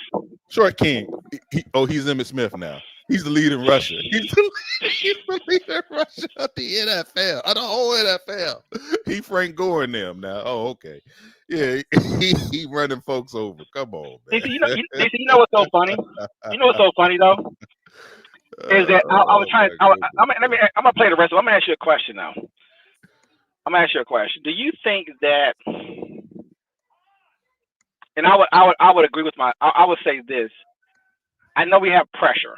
I know we have pressure. As black men, we have pressure, right? Some of us have pressure, and we all have pressure, but we respond to the pressure in a few different ways, right? Do you think that slavery, Jim Crow, not the how it's framed, and then how you're trained growing up, right? How you're trained growing up, the thoughts that are put in you by your own people, by the overall society, by white America, et cetera, right? The framing of, now I know this individual person could be on medication, he could be paid by somebody, it could be a lot of things with that. But we'll just leave it, we'll just try to keep it clean. Do you think that white men, I'm sorry, when we was in school, right? At that age, under 18, right? Mm-hmm. Do you think, generally speaking, now I'm not talking about white boys that are backcountry crazy white boys, because I'm gonna put them to the side, right? But your everyday average white guy, white kid growing up, do you think that we put fear in them? Yeah, absolutely. Yeah, as a youth. Do you think across America, all 50 states, right? Yeah, as a youth, take the H off, right? As a youth, Yeah. as a youth, do you think that? And I mean, I'm gonna put myself in this category, but do you think that we put fear in them? Constantly fear. Getting around 12, 13, up to say 18, in that range right there, across the country.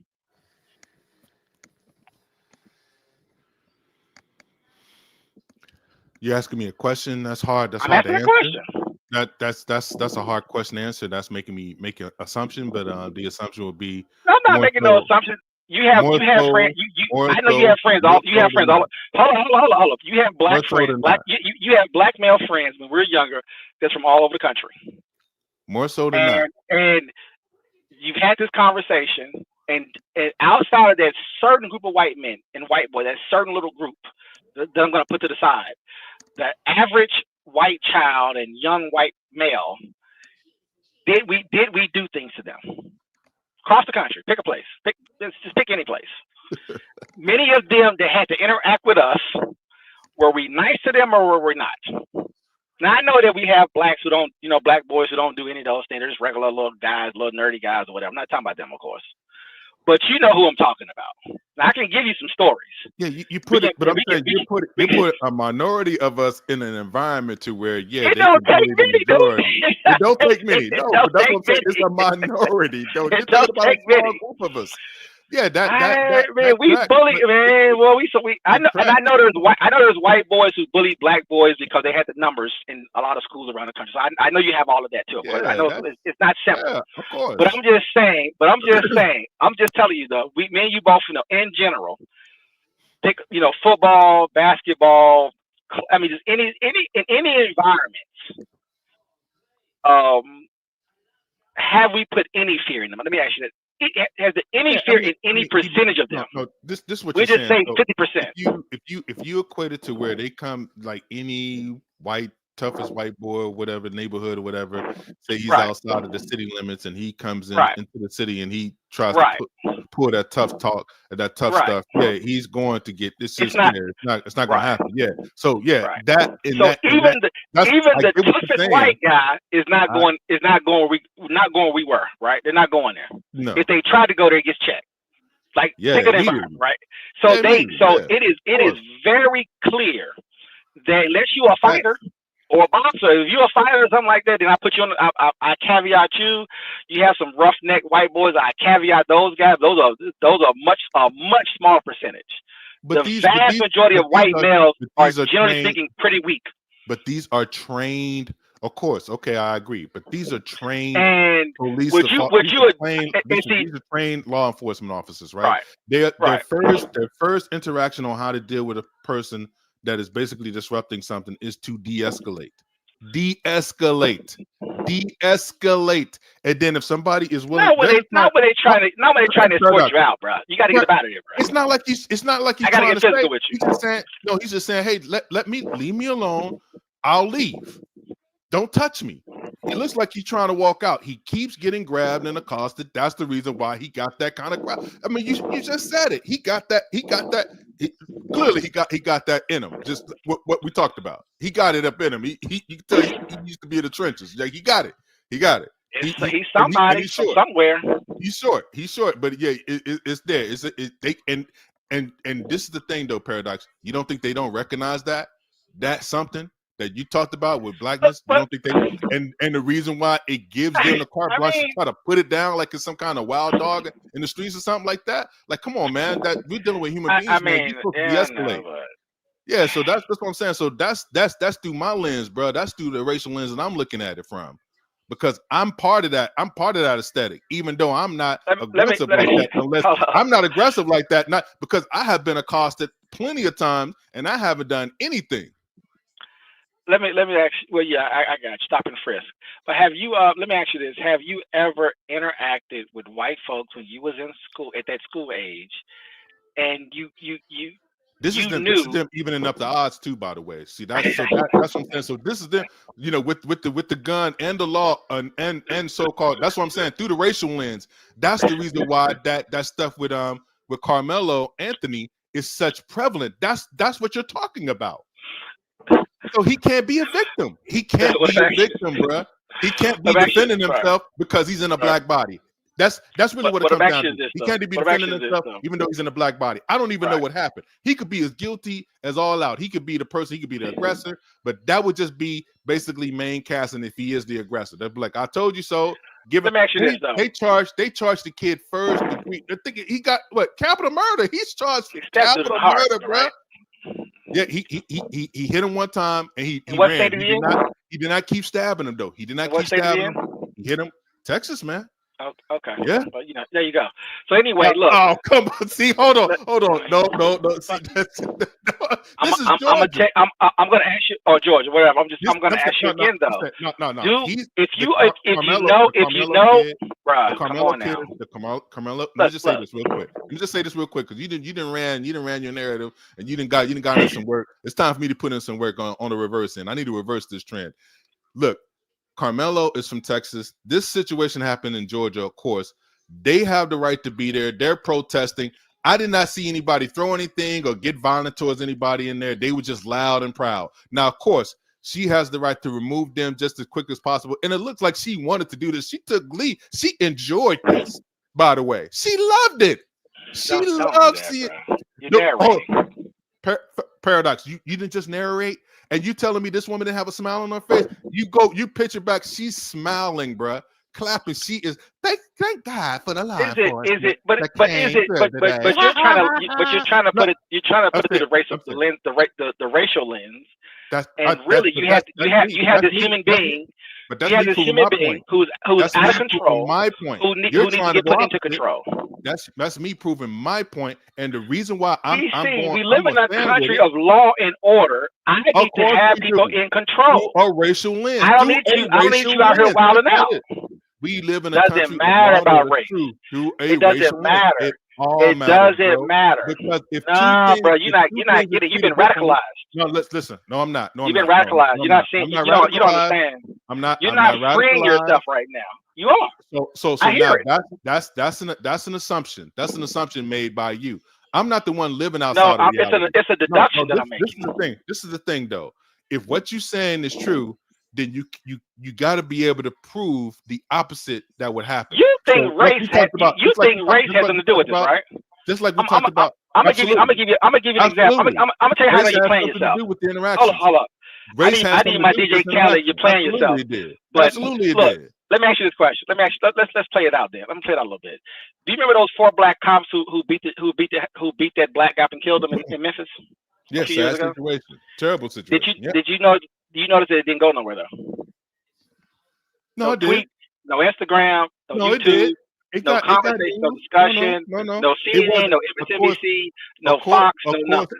Of course, it don't drive the energy because of the white. Because we just talked about it. Of course, if it's 4 white officers, that thing gonna blow up. You know why? It's because of the history of this country. Paradox. There is a pattern. Why? It's because money can be made off of it. You playing yourself. That too. You think it's the history. It's the money. It's the money they're making off of it. They know. It can't be both, Paradox. I concede. It's on at least 2 men. I concede that point. As they tried to remove them from the building. Now, I'm going to ask you again. To me, just let we know some cops. But to me, we know some cops. Right? These are trained police officers. These guys are being that had 20 plus years. It look like gentlemen that had 20 plus years of dealing with escalations on the streets. These guys are being very, very nice. If you can show restraint, they're showing restraint. Hold on. Let me show you the example. If you can show restraint on January 6th, then you can show restraint. You can show restraint here, bro. And January 6th, they really turned up. Now, you want to talk about aggression and not having people killed? You telling me if that was a full black mob that was 20,000, 30,000 deep of people like us that was running up on the Capitol? That would have been, bro. You're doing the black thing again. I couldn't help it because I'm black. I'm stuck in black. You literally just said, well, if it was me, they would have done this to me. No, you just saying stuff. I'm forced into the classification. I don't know if that's going to happen or not. It's a psychological thing you're doing to yourself. You just said how dangerous one of us was in a suburban community. How one of us is dangerous. How one of us is wrecking havoc, beating up everybody, beating up your biggest bully. You thought he was the biggest bully? Man, I'm from the city. I'm going to whoop this motherfucker ass. Bam, bam. I'm going to take this motherfucker out, man. Fuck this. Well, I've known cops to get their ass whooped, so that's a different conversation. But I'm saying it doesn't matter. I'm talking about the aggression and the perception of what it is. You just spoke it into existence. You can't have it as your premise and then go away from it talking about if we have 20,000, 30,000 of us, that is not going to actually ignite a trigger response of guns have to be drawn because these people are way more dangerous. It ain't Dude, strictly based off they shot one of the protesters in the chest. You telling me it would have only been one person if it was 20, 30,000 black people on the Capitol breaking into the Capitol? You already know how this works, Paradox. And it doesn't matter. So watch this. It doesn't matter. Show me the evidence. It doesn't matter. Paradox. Show me the evidence. It doesn't matter. You're lying. You're lying. You're pretending. You're fantasizing blackness. I can show you the evidence. I'm listening. Hold on. Fred Hampton, Medgar Evers. We have Huey P. Individual situation. Are you kidding me? I'm trying to be nice, but so now you're trying to pull me back into blackness, right? So I want you to some individual situations over time. Hold on, pause. You want to do this? You did this now. You did this, not me. You want to do this, so I want to kill anybody. They will invade anybody. They will go to war with anybody. So what? I don't understand what you're trying. Where are you trying to box me into? I'm not boxing you anywhere. You said you are. You're dropping names, which makes you emotional, insensitive, and so then you can't talk anymore. So basically, you're trying to shut me down by dropping those names, right? Sleeping in his bed. Fred Hampton was sleeping in his bed. And they shot him. They didn't go there to arrest him. They killed the man. I'm just telling you. Medgar Evers. Go ahead and preach your victimization. I got you. Okay, well, the emotional people. You told me to prove it. You get them on your side. You're dropping those nicknames. Those names have been radicalized. You can't say nothing against it. I proved it. I got you. I proved it. You can go to Edimus Bridge where they walking with suits talking about we shall overcome. What was they met with, Paradox? You don't want me to say what I think about it. I don't. It don't matter what you think. What was John Lewis famous for?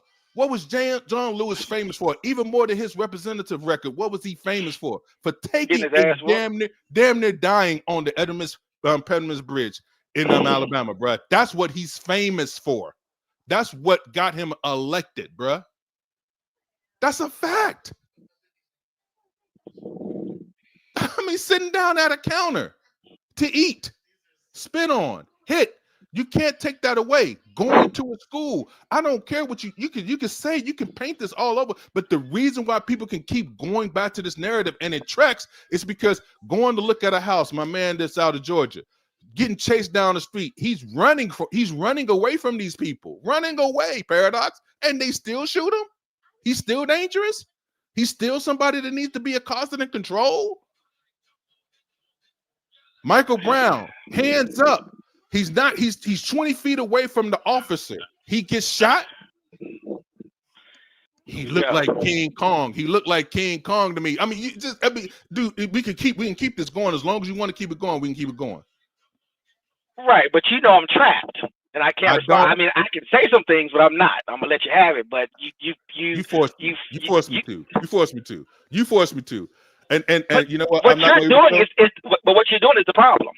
But I'll leave it there. That's the problem. What you just did, that's exactly my issue. From 1956, I'm not going to talk about it because we could possibly get in trouble. From 1956 to 1971, there was a program by our United States government used to basically. Is that a factor? That's not a factor. All your grievances, all your victimhood. I got you. It's not no victimhood. Right. The reason why, this is the thing. This is the thing, man. The right has to concede arguments. The right has to concede arguments to move forward, bro. Let me ask you this question. Concede that race is the primary derivative. See, because it doesn't work that way. It doesn't work that way when you got people saying, yeah, it is it. When Jason Whitlock is sitting up there trying to convince his white friend to tell him that race ain't the main thing, and he's telling him, no, it is the thing. You can't make the argument for me, bro. The white man is telling you that it is. It's everything to me. I got the right to exist. I drink, sleep, and smoke it. And if that is a problem for you, bro, then you need to go and take your black ass on the other side. Period. We can still be friends, but you're gonna take your ass over there with them, not with me. Because at the end of the day, it's more complicated. At the end of the day, I don't care. I'm gonna let you eat. Go ahead, eat. Go ahead, eat. I'm there now. You twisted me up. If you force me there, and we could play Jason Whitlock sitting up there trying to capitulate to his Christian friend, his Christian brother, which he thought basically it moved the color line. Do you know that most of the Ku Klux Klan are Christian nationalists? They go to church every Sunday, twice on Sunday, 3 times on Sunday. Preachers, lawyers, basically people that worked within the law, that was law enforcement. That it tracks paradox. That's what I'm saying. Like there is no comparison, bro. Let's not do the comparison thing, bro. I don't care if this dude ran up in there, this and that other. It's their issue to de-escalate and make it less violent as possible, to get him up out of the paint and to keep everybody safe. Period. Is he a danger to the people there? It doesn't appear that he's a danger to the people there, but he do need to leave. Can we get him up out of here? Can you leave, sir? We're not going to touch you. Can you leave? Please. You need to go. Right? De-escalation. It's up to the professional, which is the law enforcement. The burden is on the law enforcement officer to alleviate violence, not to escalate it. It's only escalated and it's only accepted when it's a black body. Period, point blank, and especially black men body. Period. And to get Jason Woodlike to sit up there and capitulate to try to say that it wasn't race that was involved and have his white friend that basically tell him race is the issue, is basically a confluence of what I'm telling you, man. I don't have to sit here and tell you this. They're telling you from the right that that's what it is. That's what they believe in. I'm just basically telling you, okay, if that is the case, we don't have to go and over exaggerate. We don't have to go into extra try to make it, and we don't have to sauce it up. I do believe in not exaggerating racial issues and racial instances. We don't have to make race about everything. Is it a factor in most occasions when people are interacting with each other and there are 2 different races involved? Yes, because race is about treatment at the end of the day. It's how people or human beings treating each other based off what they perceive this person's history is and what their racial dynamic is. Then that's the reason why it's so important to get to know a person, and then you can kind of have that wash away, but it still doesn't affect on how they treat the other people that's so-called within your group. Hence the people that can still be racist and still be married to somebody that's of a different race. So that is the actual context that I'm coming from, bro.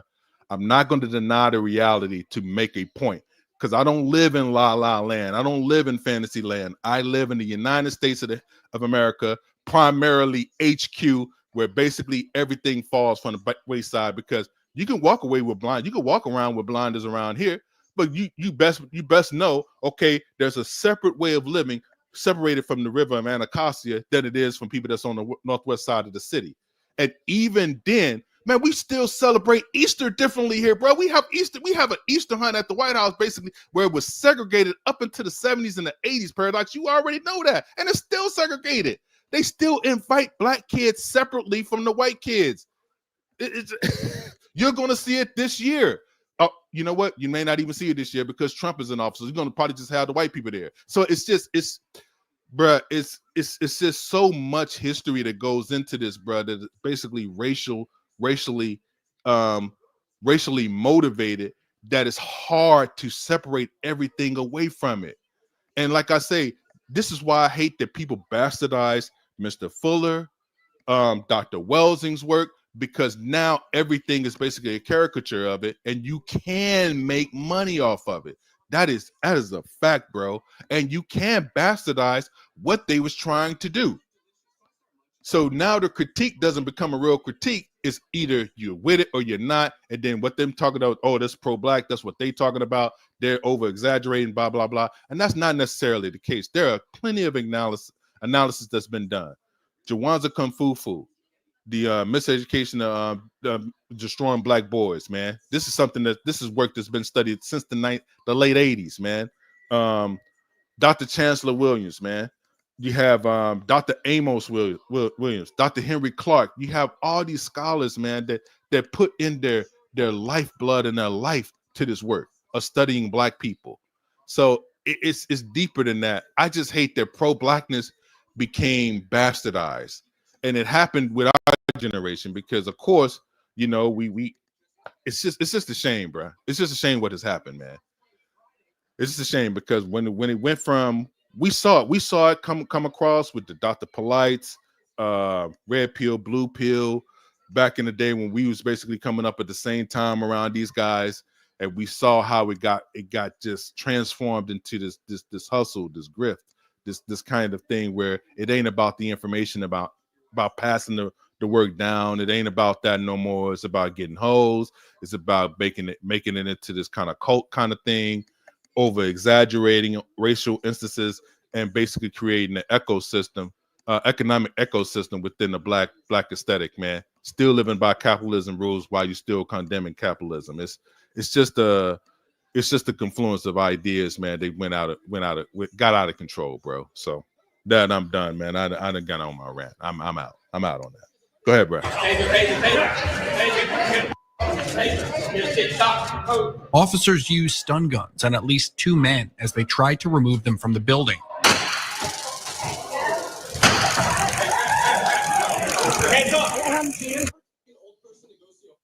And Marjorie Greene just watches. I'm sure that she's loving every second of it, because you're not supposed to impede what cops are doing. You're not supposed to like hold them away with your arm like we saw that one guy. She's not going to stand for that in this context. If it's January 6th, you can literally beat them to death. You can take a Trump flagpole and you can bash their brains in, and she'll actually cheer you. She'll say she only wishes you had an assault rifle.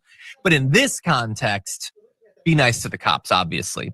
And she said this, bearing in mind that obviously she's not a big fan of free speech. If it disagrees with her, this is a town hall. This is not a political rally. This is not a protest. If you ended up wanting to protest, if you want to shout and chant, we will have you removed. Just like that man was thrown out, we will not tolerate it. Which is particularly rich from the person that, of course, famously did this. I don't like this because, like I said, white liberal men and white liberal women, especially towards the opposite side of it, they are complicit because they know the shenanigans and they know that they can weaponize their bodies to go in there and stand in the gap for black people when we should not be this at risk, because he could have lost his life. He could have lost his life, man. That's a fact, bro. It could have got bad. Thank God he did not. But the thing is that once it gets used this way and then they can weaponize us to this effect, I do understand that paradox. I don't want you to think that I don't. I understand the issues with that. But my thing is that if you allow somebody like an MTG to kind of run around and do these kind of things, because she gaslights a lot, because she's not very informed. She doesn't really know that much about politics. Not really. You know what I'm saying? She's there as a talking head. You want to talk about somebody that don't really have anything going on for her and stuff like that when it comes down to working in the house and trying to get laws passed and stuff like that? That's her. She's a culture warrior. She's strictly there to cause a ruckus, to defend the right, and to basically be a stalwart within that particular group, to be a cultural stalwart. It's fine. She got elected. That's fine. Her constituents, they voted her in. You can't deny that. She's popular with a certain group of people. Fine. She can represent. But on the flip side, when you get somebody like a Jasmine Crockett to go in there, bop, bop, bop, bop, bop, whip her up, you know what I'm saying? That's even Steven. They're colleagues.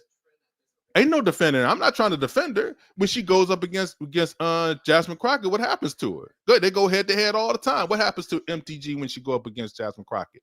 Do she outmaneuver her with policies? Do she outmaneuver her with talking points when it comes down to getting things done for her constituency? Do she bring up good things about what she's doing within her community to kind of break Jasmine on the ideas when they go back and forth? You tell me what from the right side of it. What looks like, who looks like they know what they're talking about more? Is it Jasmine or is it MTG? You tell me. Just from your point of view. As far as being more aware, more informed, not even close.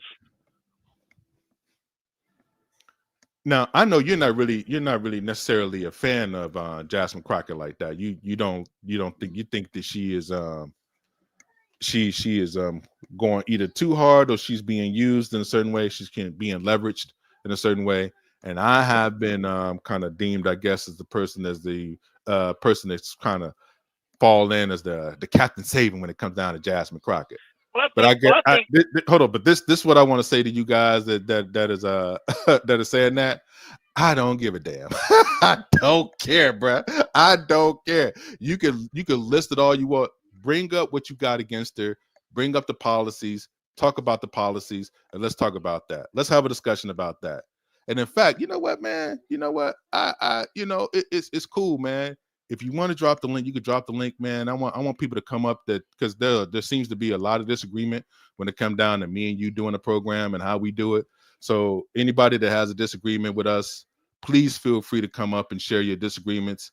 We can have a cordial discussion. Nobody's going to sit up here and defame you. As long as we can keep it respectful, it's all good. But yeah, I really want people in real time to kind of walk through their talking points with us when it comes down to what they disagree with, because everything seems to be nebulous. It always seems to be this, well, they're just doing this, they doing this over there. But if that's the case, then list what you have a grievance with, and you can list it real time, then that's fine. You know what I'm saying? There may be some points that you actually make that we may concede to, but I definitely would like to hear it, man. So if you don't mind, Paradox, this is I know this is more my thing than your thing. I know you hate it. I know you. I just want to finish the video. I know you hate it. But if you could do that for me, but yeah, go ahead and finish the video. Finish the video though. Oh, she loved heckling and shouting and hooting and hollering when it was disrupting, not something important like a town hall, something stupid and pointless like the State of the Union. Then it was okay. So what if she had been dragged out? What if she had been tased? Apparently, according to her, that's how you're supposed to respond to these things. The protest is outside, Marjorie, okay? If you don't want to agree, if you're not going to be well behaved, then you could be dragged out, maybe thrown on the floor, maybe tased. Again, that's not my standard, that's Marjorie Greene's standard. So the next time when, she's sitting in the audience of the State of the Union and President Ocasio-Cortez is speaking and Marjorie Greene has never been more jealous in her life, if you interrupt, you might have to have the cops on hand. That's all I'm saying. What do you think, Sharon? What I just saw there is, I feel like it was mislabeled. This is America, or was this like Putin's Russia or elsewhere? It's disgusting. And by the way, she probably would have shown people around the day before. Can you pause real quick? Exaggeration. I agree. That's too far. That's way too far. That's not that. Like, that's what I'm saying. So you're right. See, that's what I'm saying. So like, I acknowledge there is a critique there. There's a critique there. You that's too far, sister. That's too far. That's not what this is. You know that too. This ain't the Gulag. This is not Russia. This is not the same thing. This is not the same thing. They will pull you out back somewhere in the cold, in the ice somewhere, and lay you down with AK-47s. It's not the same. And will bury you and possibly get your family if they talking shit. So yeah, it's not the same thing. So I agree. Not a correlation. She went too far with that example. It's not necessary to make your point. That's all I'm saying. We don't have to do this. People that's on the left or people that are liberal, we don't have to exaggerate what you just saw. Just speak to the difference and just talk it from our vantage point, our history. Our history is enough. We don't have to go to Russia. We don't have to go to China. We don't have to go to Korea and all these other places where these so-called fascist authoritarian governments are. Like that, these people have been dealing with that for a long time. They are used to complying. Clearly, we are Americans. By nature, we have a resistance spirit. That's the nature of this country, is to resist and move forward. Resist, move forward. It's a push and prod thing. That's part of it. So you have to allow that kind of rhetoric to kind of get loosed out, and that's when Black women get a little bit ahead of themselves. That's not, you went too far with that, sister. See? Okay, if it was January 6th or the week before, just kind of give them a lay of the land. I just said, just for the record, I am trying to be balanced. I do understand when there's an exaggeration. That was an exaggeration. Go ahead. My theory anyway is what would have been done. Well, this is what a police state is. What's good for her is certainly not good for you. I thought in America, you can shout out. Nobody yelled fire in a crowded room. I didn't hear that. Okay, they shouted out. And to be physically assaulted and treated inhumanely. Did those people look like they'd ever been tased before? And these cops doing her bidding? That's exactly what a police state is. Yeah. We're here, folks. How many more examples do we need to show people? Not this audience, but people out there. Be afraid. This 100%. is wow.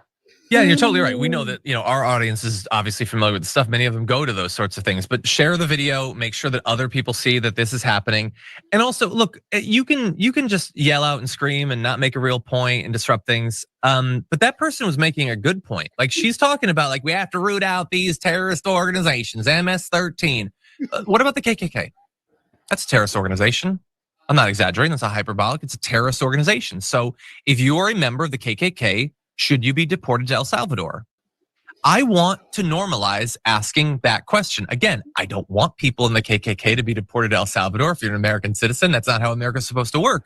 But that's obviously a far more historically damaging terrorist organization than MS-13. So are you okay with that? Other militias, violent, racist militias, should they be sent to El Salvador? Start asking this question. I don't listen to that channel enough to even respond. I know you do. See, that's too far, bro. That's clearly too far. Yeah, that was a bad framing. Bad framing. Not necessary. Not needed. Did you understand what he said at the end though? Did you catch what he said? Yeah, I caught what he said. I caught what he said. Really? Yeah. Did you really understand what he said at the end? What do you really catch it? Which part? He said the Klan. Why not send the Klan, right? Why shouldn't we make them terrorists and send them to El Salvador? El Salvador, right? Did you hear what he really said though when he said that? I guess I'm missing it. So what do you think? Then he said other militia groups and blah blah blah blah, right? Right.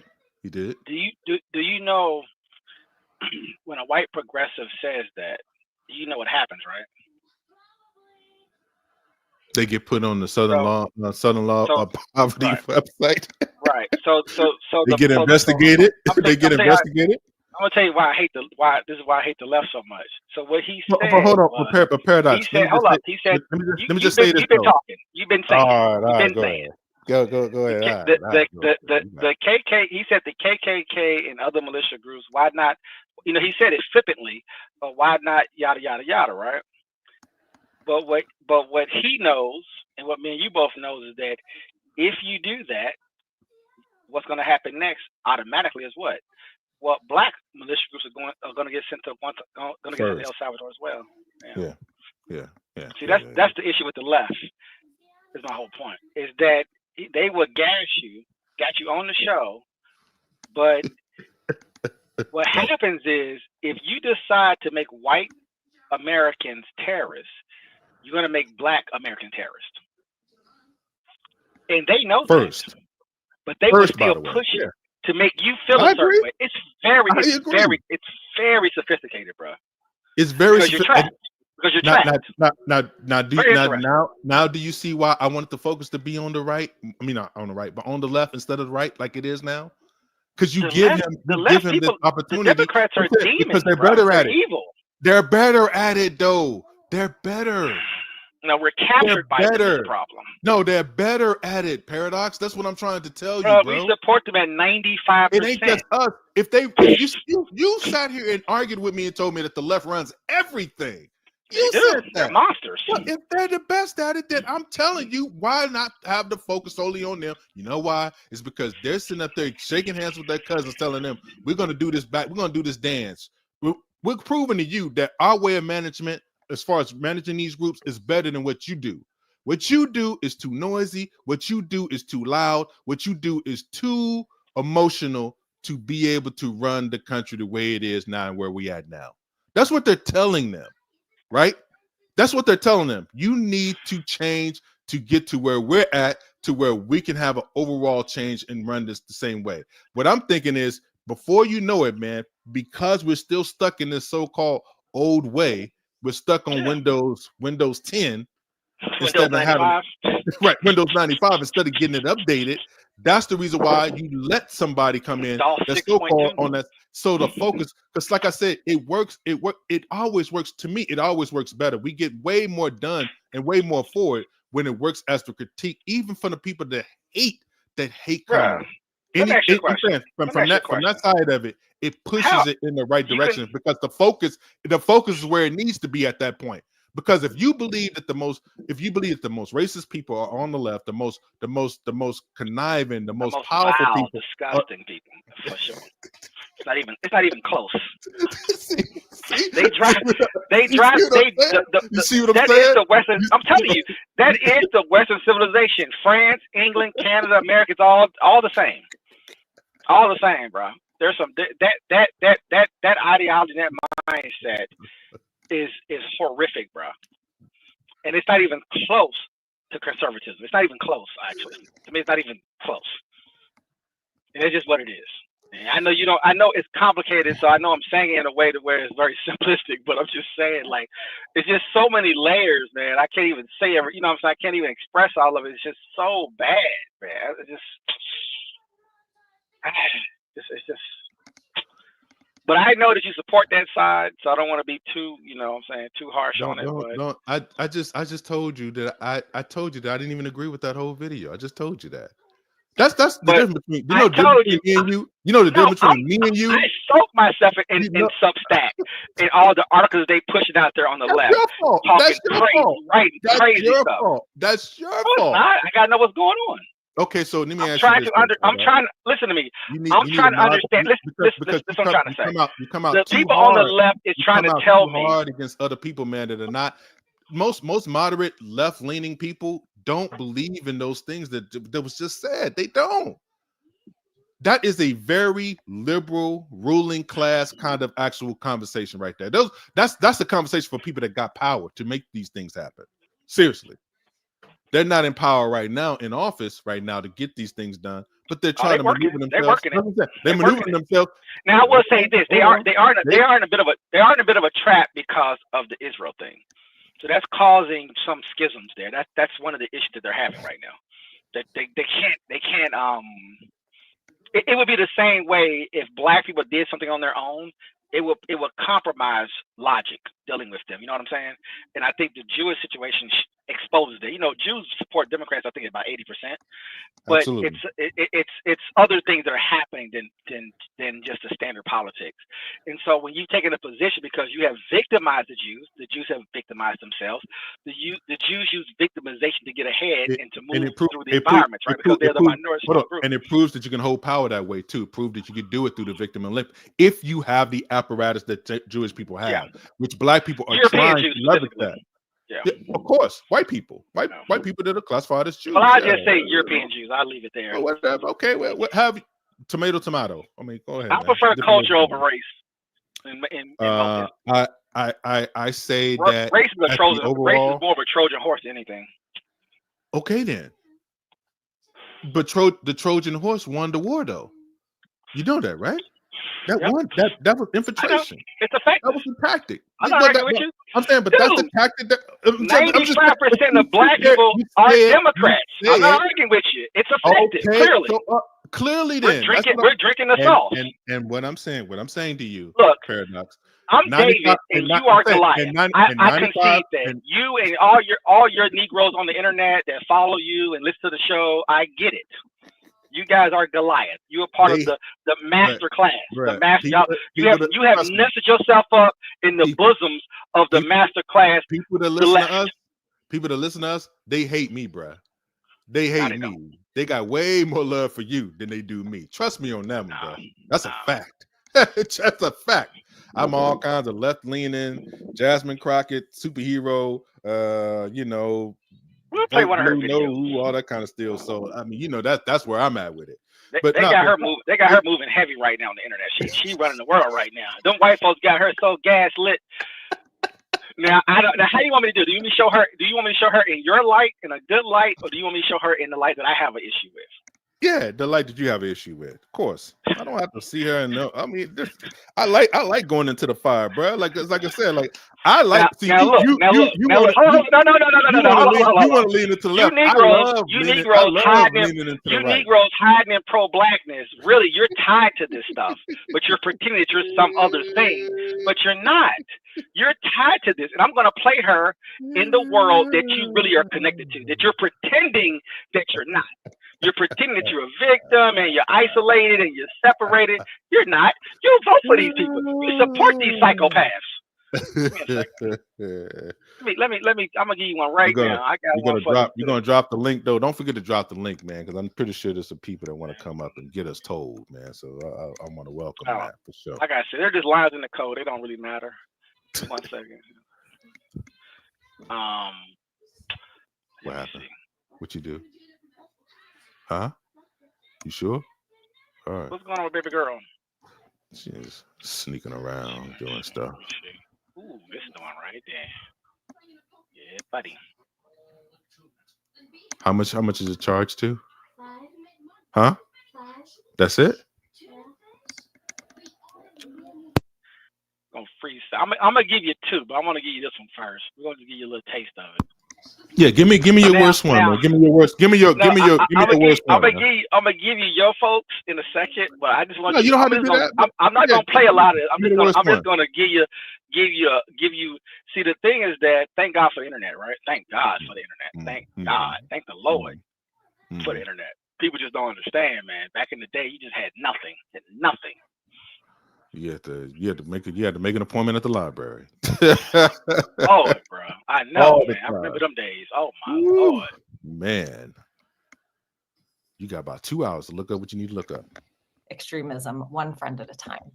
We host events and trainings most nights of the week, and we get shit done, and we have a pretty good time doing it. So we need you with us. So we're glad you're here, and we hope that it is the first of many times that you're with us. Okay, so let's talk about what we're here to talk about tonight. 2 years, exactly 2 years ago, alone, and we are definitely not giving up our fight for or before the election. It's still with us, and we are starting to. Now, just to frame this, now these are your people. So all you people on these are your folks.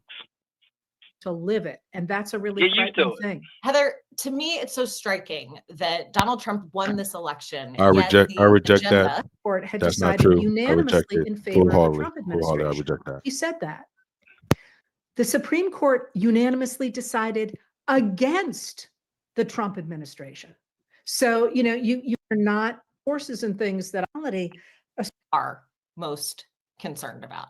I can, but maybe we should take advantage of the representative's time because she's here. She's here, but super excited to talk to people that are intelligent, people that live in reality, people that actually want to show what patriotism really looks like in the form of loving on their neighbors instead of hating on their neighbors. So excited to join you for this conversation. Well,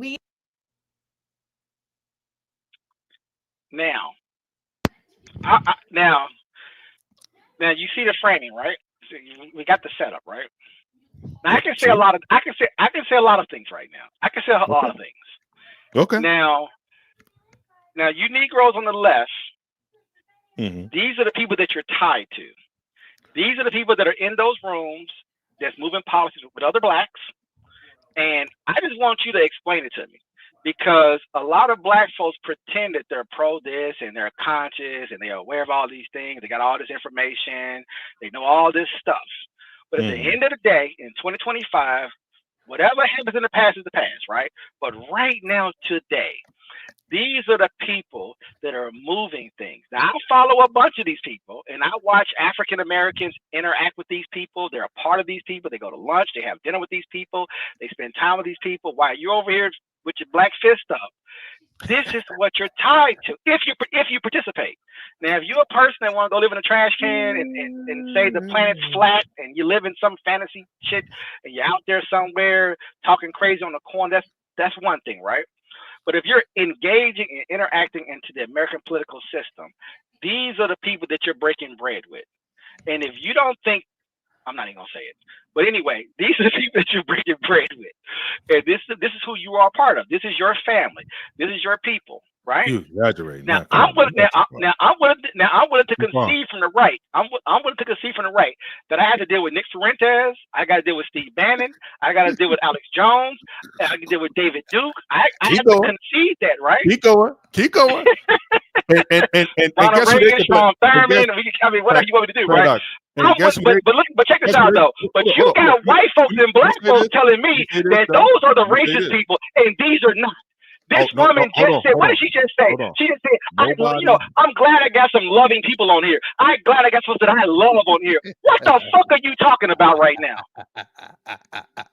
You know what though? Let me play it. Let me play it. Y'all Negroes playing with me right now. Y'all playing with me. But you said earlier that is playing the game, right? That is playing the game, right? A power, right? We are. That's playing a game of power, right? Because can she leverage that on the right? Can she leverage that on the right? Has been. Look, I'm trying to help you. I'm trying. You are extremely educated, right? No, I'm not. I'm not extremely educated. And you have amassed a tremendous amount of knowledge. You have been locked in on this stuff, since you were like 10 years old, right? And we have connections to very well intelligent people who have studied these things and who have dug in deep on these things, and that's great. Right. And on some level, you're trying to live in a certain type of bubble, right? You're creating a bubble around yourself, and you're saying that, well, as a black person, I have to operate. I'm code switching basically, right? I have to operate like this around my own people, but then when I have to plug into the system, I got to do this. And I think that can cause some confusion, because if you go too radical, then you're not a part of it, right? You really can't participate. You just out here complaining or whatever, right? But as you move close to wanting to engage because you want resources, you want access, right? Like you would say, right? You would say from a left perspective, that's the only way that we can get it. So I wouldn't compromise my morality, my beliefs, everything that I am for centuries through slavery and everything that I have been conditioned to become. I have to give all those things up because America is so racist that I'm going to let these folks ride on my back of my past to be able to do what they want to do, but putting me at the tip of the spear, using me, Jackson Crockett, as an example, using me, but I have to lose my morality at the same time. So the question would be would I prefer the past because of the treatment to give up the future for my morality? What do you decide? You make the decision, right? Is that you're gonna say that one more time, though. Say that one more time. You have. I'm just saying you have given up your morality, and I'm not saying you're moral, by the way, but I'm just making an argument. You have given up your morality if you have a certain belief system. You have to compromise that belief system to get certain laws passed because of the treatment. You possibly believe that you had no other way to do it. Maybe there was a different way to do it. Or maybe it required us to have more sacrifice to maintain our morality because we live where we live. We are part of what we are. We've been here for a long time. We have certain values. We have to compromise a lot of those values because there is a group of people in Europe and in America that want to move the world a certain way. And much of the world really don't want to do it, but they're being pulled in that direction, kicking and screaming on some want to do it because you get more access, but it does cause a lot of disruption with relationships, with economies, with capitalism. A lot of things are at play here, right?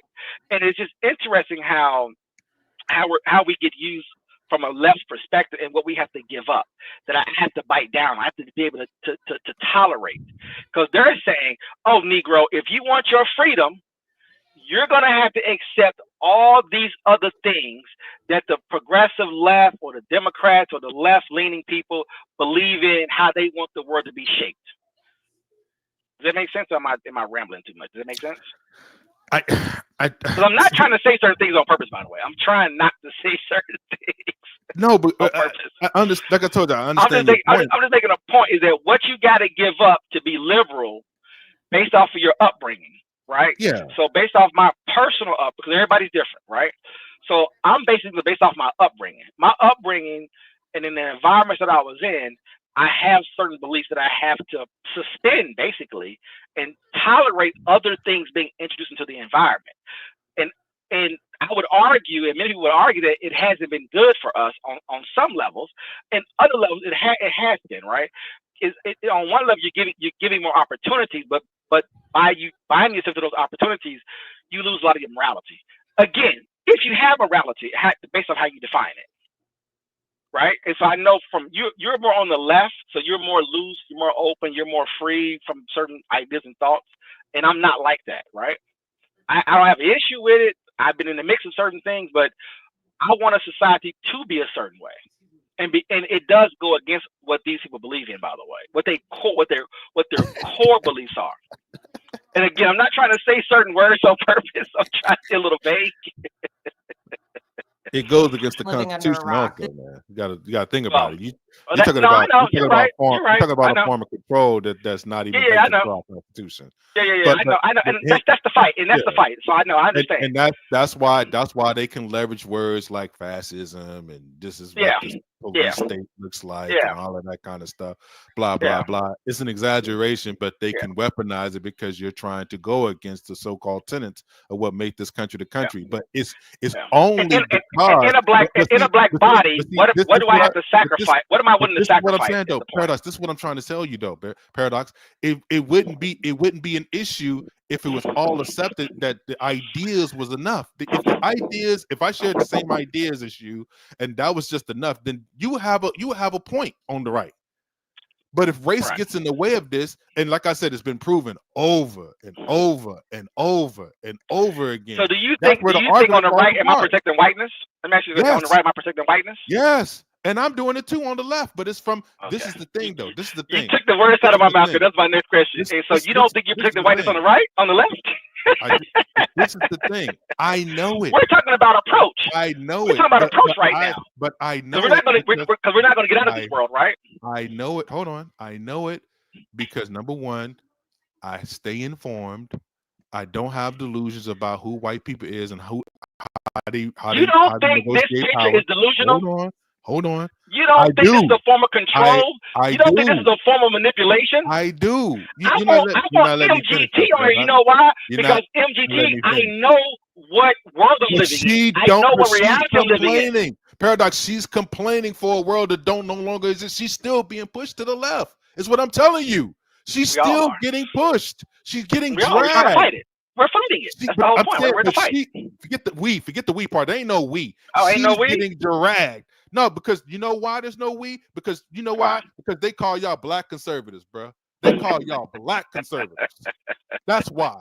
Ain't no we. They're conservatives. You're a black conservative. That's crazy work, bro. That's like I said. I don't have a problem with this. I don't want to give it to you, but let me give you one on that. Let me give you one. Can I give you one? But no, can I say this? Who was I mostly mad at when we was talking about the signal gate and then that white woman went in and she broke what's the lady that's over, you know, the white she's not even white. Man, why can I not remember her name? You know what I'm talking about. Help me out. When she broke you know the one that we always talk about. AOC? No. She was Democrat. She was Democrat. Now she's Republican. You know what I'm talking about. She's over the National Intelligence Committee. Why? Yeah.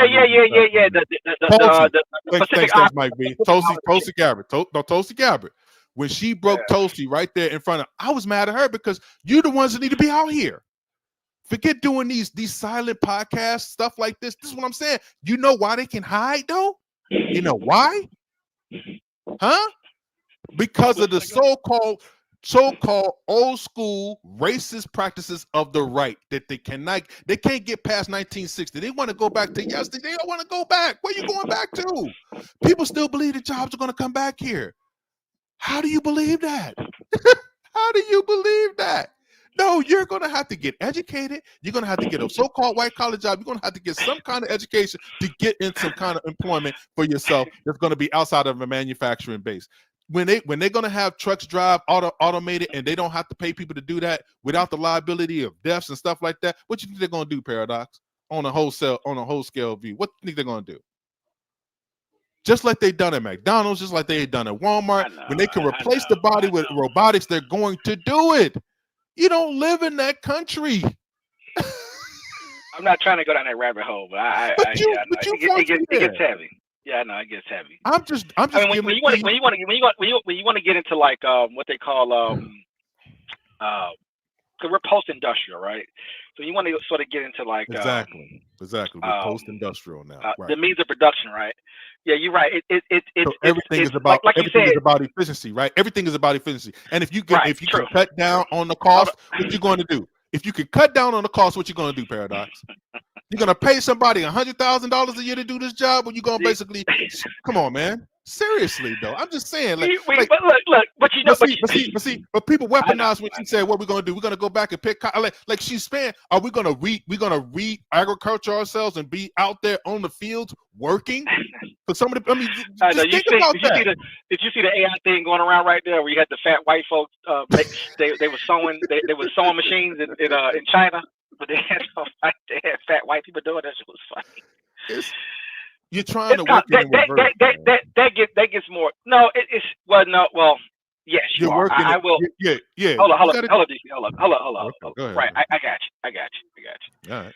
Now you are getting away from race on some level, right? As Americans, even though I know race and cultures at play here, as Americans, you're right. For our whole lifetime, which is how are you dealing with the working class, basically. And are you putting them in a position to be successful? And and we know the answer to that question, right? And let's say globalists or the multinationals or however you want to frame them, right? They're running that game that you're saying, efficiency, et cetera, right? The country itself has to run that game of efficiency to survive, to maintain, et cetera. You're right. I agree with you on those. I mean, you're going a little bit differently where I was going with this video, but that does have some complexity to it, because you are trying to figure out how do you manage your civilization, because we're more technologically advanced. We know that robotics and stuff like automation has been around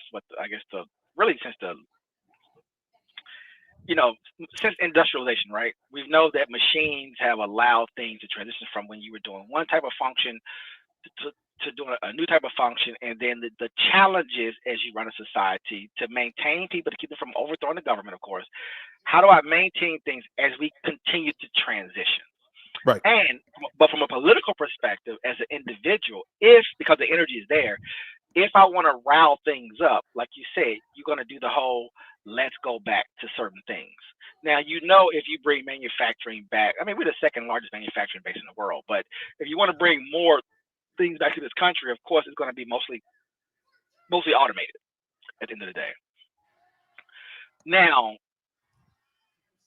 I would argue with you on some level, though, that depending on where you put certain things, automation is actually more expensive on some level, depending on what it is, right?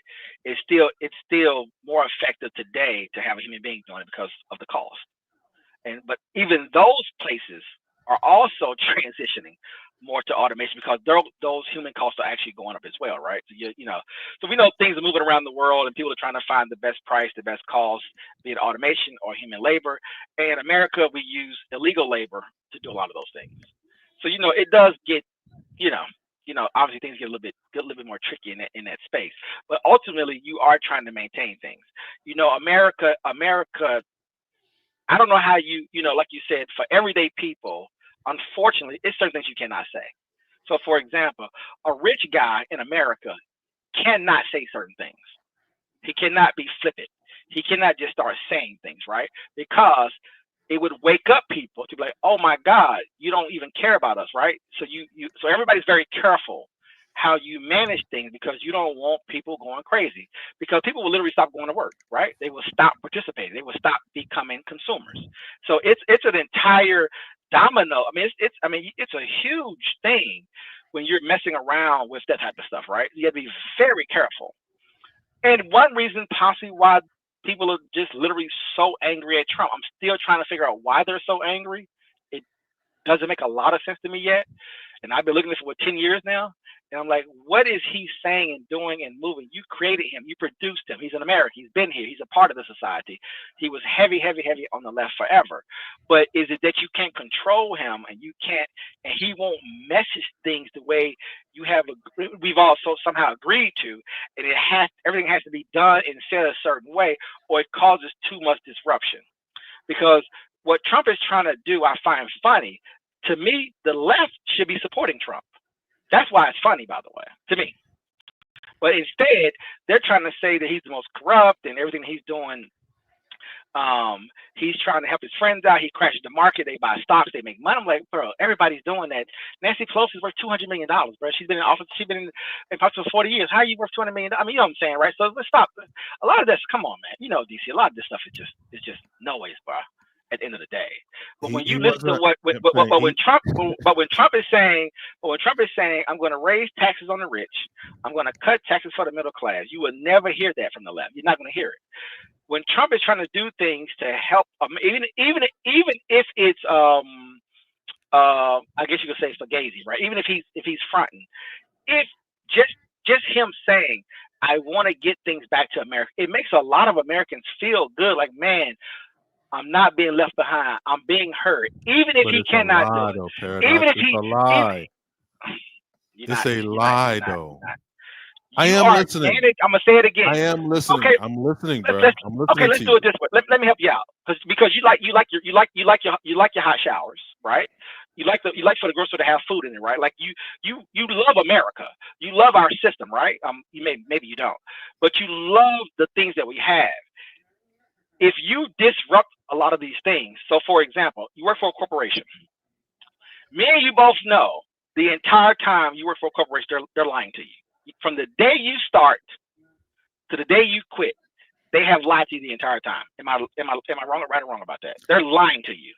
Do you know? Right? Do you know how dangerous? Do you know? Yes or no? Okay. Are they lying to you or not? The entire time you're there, they're lying to you, right? From a strictly moral, quote unquote, Christian honest, they're lying to you. I can see. But that's not the point. I can see the point. Is the main point. Oh, okay. I can see your point. But this is the other point I can like. Because what do you want here? You want to be living in the jungle, living backwards, living in caves? Like, what are we talking about right now? This is what I want you to admit too. Sacrifice is necessary to have the things we have. Our ancestors sacrificed. So the right just camouflaged. So you just gotta let me go. I don't get one today, huh? It's all you. I don't get one today. I just conceded the point, but I'm just saying. So all the excuses about the reason why we didn't vote for this is the economy, this and that other. So just voting for keeping things the same, keeping things racially the same, or making us feel good with this kind of racial lens is enough. That's enough. That's enough for us, because we know the truth. We know jobs are not really coming back. People in the South, we know this. We know the jobs are not really coming back. We know that we're not going to move back to the conservative lens. We know that we're being pushed this way. This is just our way of just trying to keep things as long as we can. This is what we're doing. This is what happened. It's in every civilization, I believe. You're really just trying to age people out. You're trying to hold things together, and as the older people pass on, you see what I'm saying? Like, if you watch that process. Look at how our grandparents and our great-grandparents operated and how they thought. And as they have aged out, and as these groups age out, it allows you to bring in new things. It allows you to, but that energy is still lingering, right? It's still lingering there. You're still trying to tap into it, but it is fading, right?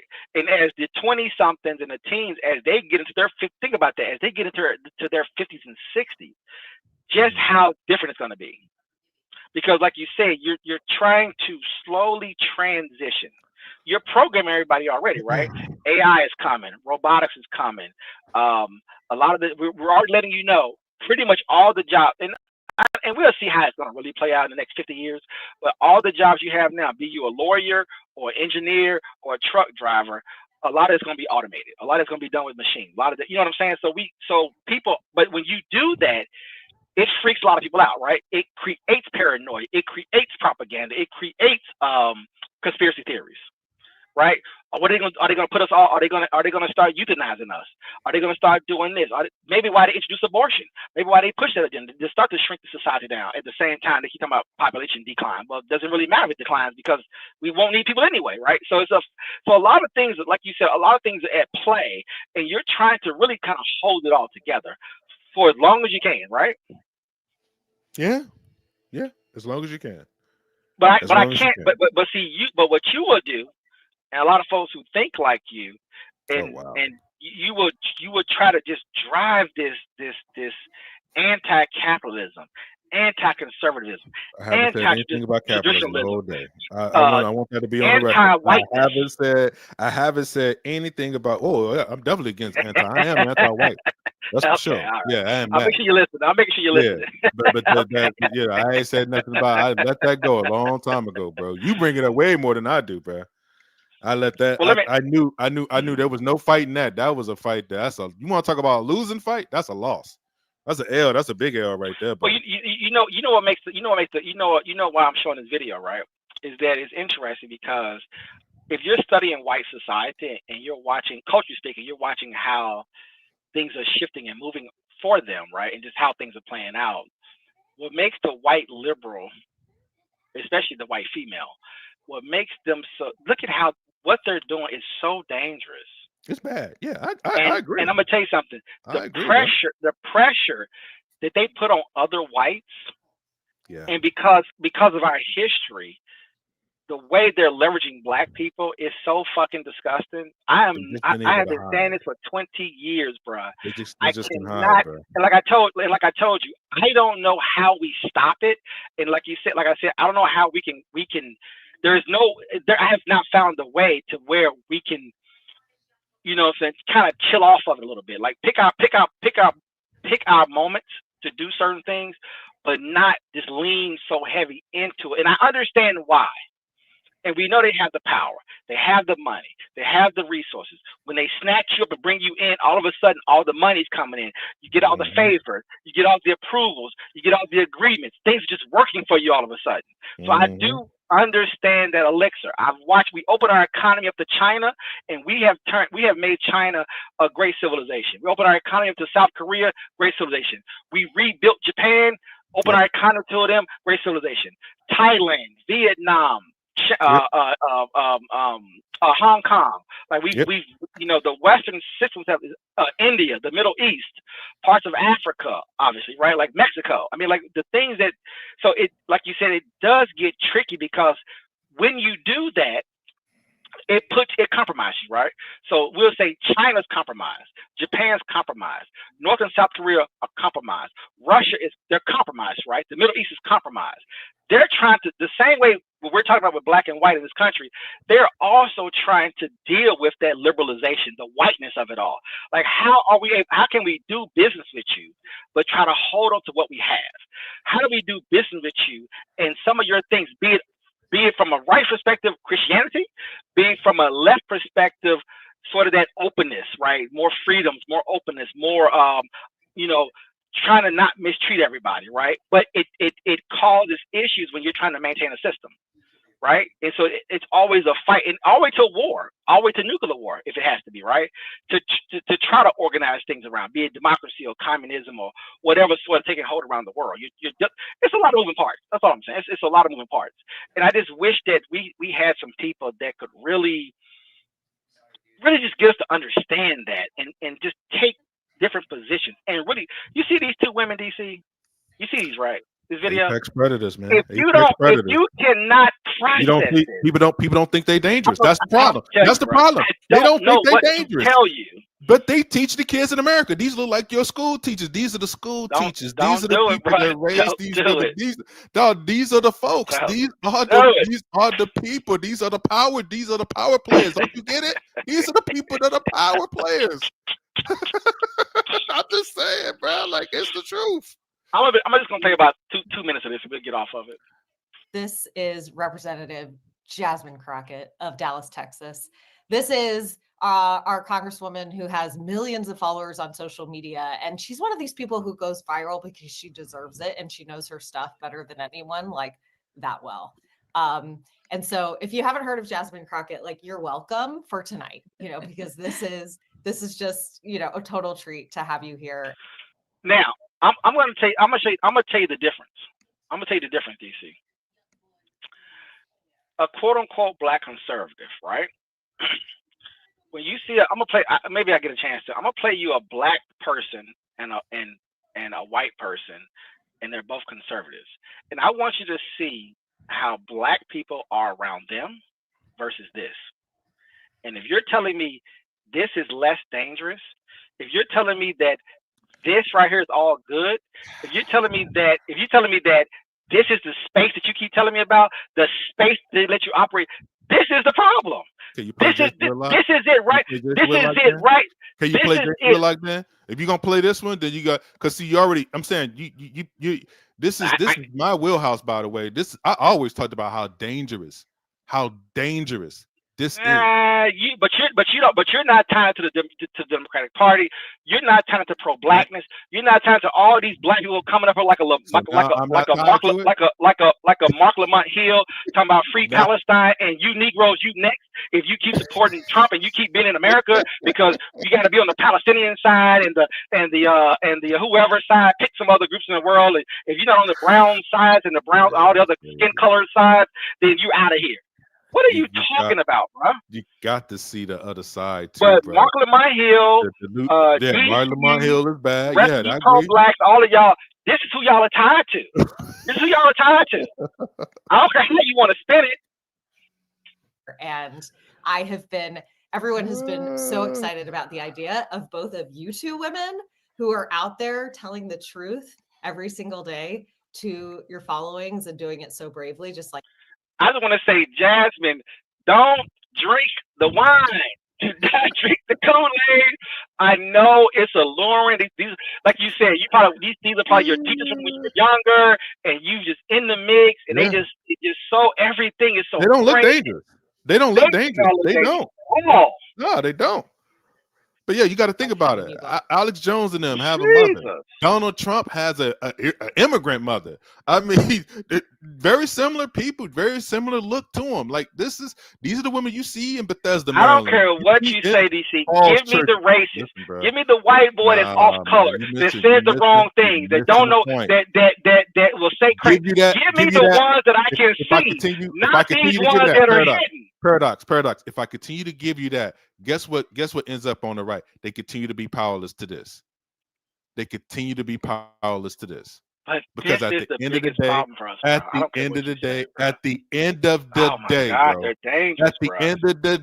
the end of the day, the blatancy of the exclusion of the right. Okay, so play Jason with like a see. You tell me what the difference is. You tell me, because you tell me who's being more themselves. Jasmine Crockett here, or Whitlock when he's right there in front of his white friend. No.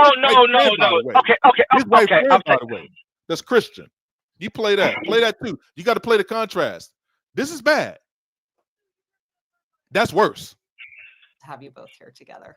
Well, if I can throw something in, the reason that I watch virtually everything that you do, Representative, is because you remind me very much of two other brilliant people I know who shape space by the way you make arguments. You can tell you've spent time in a courtroom, but what you do that they don't, I mean, you shape that space incredibly intelligently and leave people in the dust, but then you code switch and undercut them as well. And I don't think I've ever seen anybody code switch as well as you do for such important rhetorical and political effect. So if you have not watched Representative Crockett, you really should. And if anybody wants some ideas, I have a couple of favorite videos. It's hard to put into words the horrors that we've witnessed every day during our time here. Entire families coming. I appreciate that. And I appreciate Elon Musk's Department of Government Efficiency can retire breach at the submit. Now that we're trying to kill. Joining me now is a member of the House Oversight DOJ Subcommittee, Congresswoman Jasmine Crockett of Texas. I see you shaking your head. I mean, I thought it was very chilling. Like, he not only came forward as a whistleblower, he's on national television, understanding that a target has likely just been put on his back, but fear, and he talked about fear and apathy. Congresswoman, just your take on the latest DOJ assault that we are now seeing. Yeah, you know, what I really want people to understand is that this has been painted as Democrats are for, you know, waste, fraud, and abuse, and it's because they are the swamp and that kind of stuff. And I got news for you. The only fraudsters that we see is the one that was actually convicted of fraud in a court, the one who also was found liable as it relates to his businesses for fraud. Him and his goons are the problem in this country right now. And it is so sad when you have a government worker worker who literally knows that he's going to have a target on his back, but he believes in something bigger than himself. He believes in the ideals of this country. He believes in democracy, and he knows what that means. He knows that it's more than waving a flag and saying that you're a patriot, but it's coming forward and doing the right thing. And right now, the only thing that I'm asking of Americans, no matter what party affiliation you normally associate with, is to decide that you're going to be on the side of right. And right now, everything about this administration is wrong. I will note that Elon Musk has a history with the NLRB. It's an independent federal agency. And there were questions and complaints from his employees at SpaceX in 2022. So it all continues to seem to be connected. I don't know. Please. Yeah, and I don't think that it was just questions or complaints. We know that he was under investigation. And when it came down to the inspector generals, the people that are supposed to make sure that they can be the watchdogs, the impartial watchdogs, this was definitely one of those watchdogs that he wanted to get rid of almost immediately. So we don't. To keep everybody on the we can win. Yeah. Like, we're going to keep going because here is just not where we can stay. Right, right. Yeah. We can't, it ain't shit here for us. Right? Yeah. But to die here, and sometimes it's clients that have lost, family members, and there's no right words for that.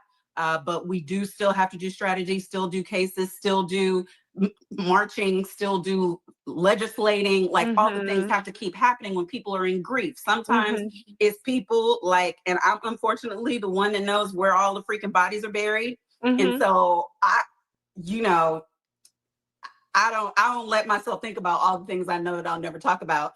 Yeah. But that also is grounding. Yes. In that it's like, okay, I can hear it and not hear it. And what we doing now? Don't do that no more. Don't do that no more. Don't. Thank you so much for what you're doing and for being here with us tonight. I know it's been a very long day.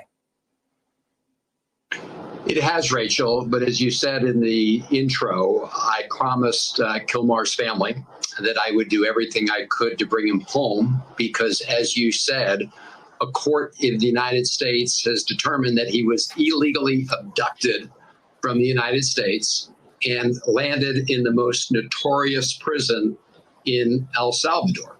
So that's why I raised these issues.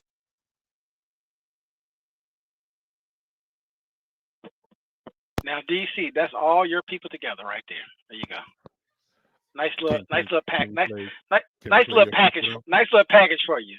So you see how it goes from those two white women and her to the other chick to Rachel Maddow. It's our boy Merlis. I want to do a comparison. Y'all all the same package. I want to do a comparison because this is why this can hide. This is why I can hide, because if you show any of that stuff that's on the 5 on Fox, let's go play Fox. Let's just play Fox, please. Can we do that? Can you play Jason Whitlock? I don't care. You can play anything that's pertaining to them making a comment about this and just see what I'm talking about. That's why what you're saying, it allows you saying, give me that. Why would you want to give you that when that can hide? You remember, it's like Lord of the Rings, like it's like you diverting the attention away by something that's even more obviously already there. It's the thing that's hitting, that's killing you. And if Black people have admitted, okay, yeah, there is a problem with the left. Okay, cool. Yeah, you're right. I agree with you. So let's focus there, or create a different party, or just go ahead and flood the right and see if they stay with all of our grievances. See if they stay. We're conservative too, right? We have these same kind of values too, right? We go to church, we do all that type of stuff too, right? I used to think that, but I think I'm kind of past that now. I'm not totally sure no more. I used to be that 10, 15, 20 years ago. You think white people percentage-wise are way more conservative than Black people are in this country?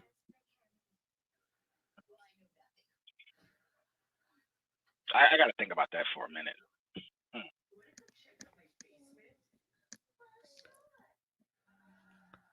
I feel like we've been turned out, so I don't. It's something different. When I talked to an older Black person a little bit ago, and they're church folks, right? Church going, heavy church going, right? Jesus, every other word is Jesus, which I love, by the way, right? Every other word is Jesus, Jesus, Jesus, Jesus, Jesus, right? And I asked him about the congregation, and when they told me what they're accepting now and defending, I was like, yeah, you may think you're a Christian, and you may think you may even be somewhat conservative. No, they're not. They watch Rachel Maddow all the time, but you think you may be, but you're not. So you don't even realize that you've been reshaped.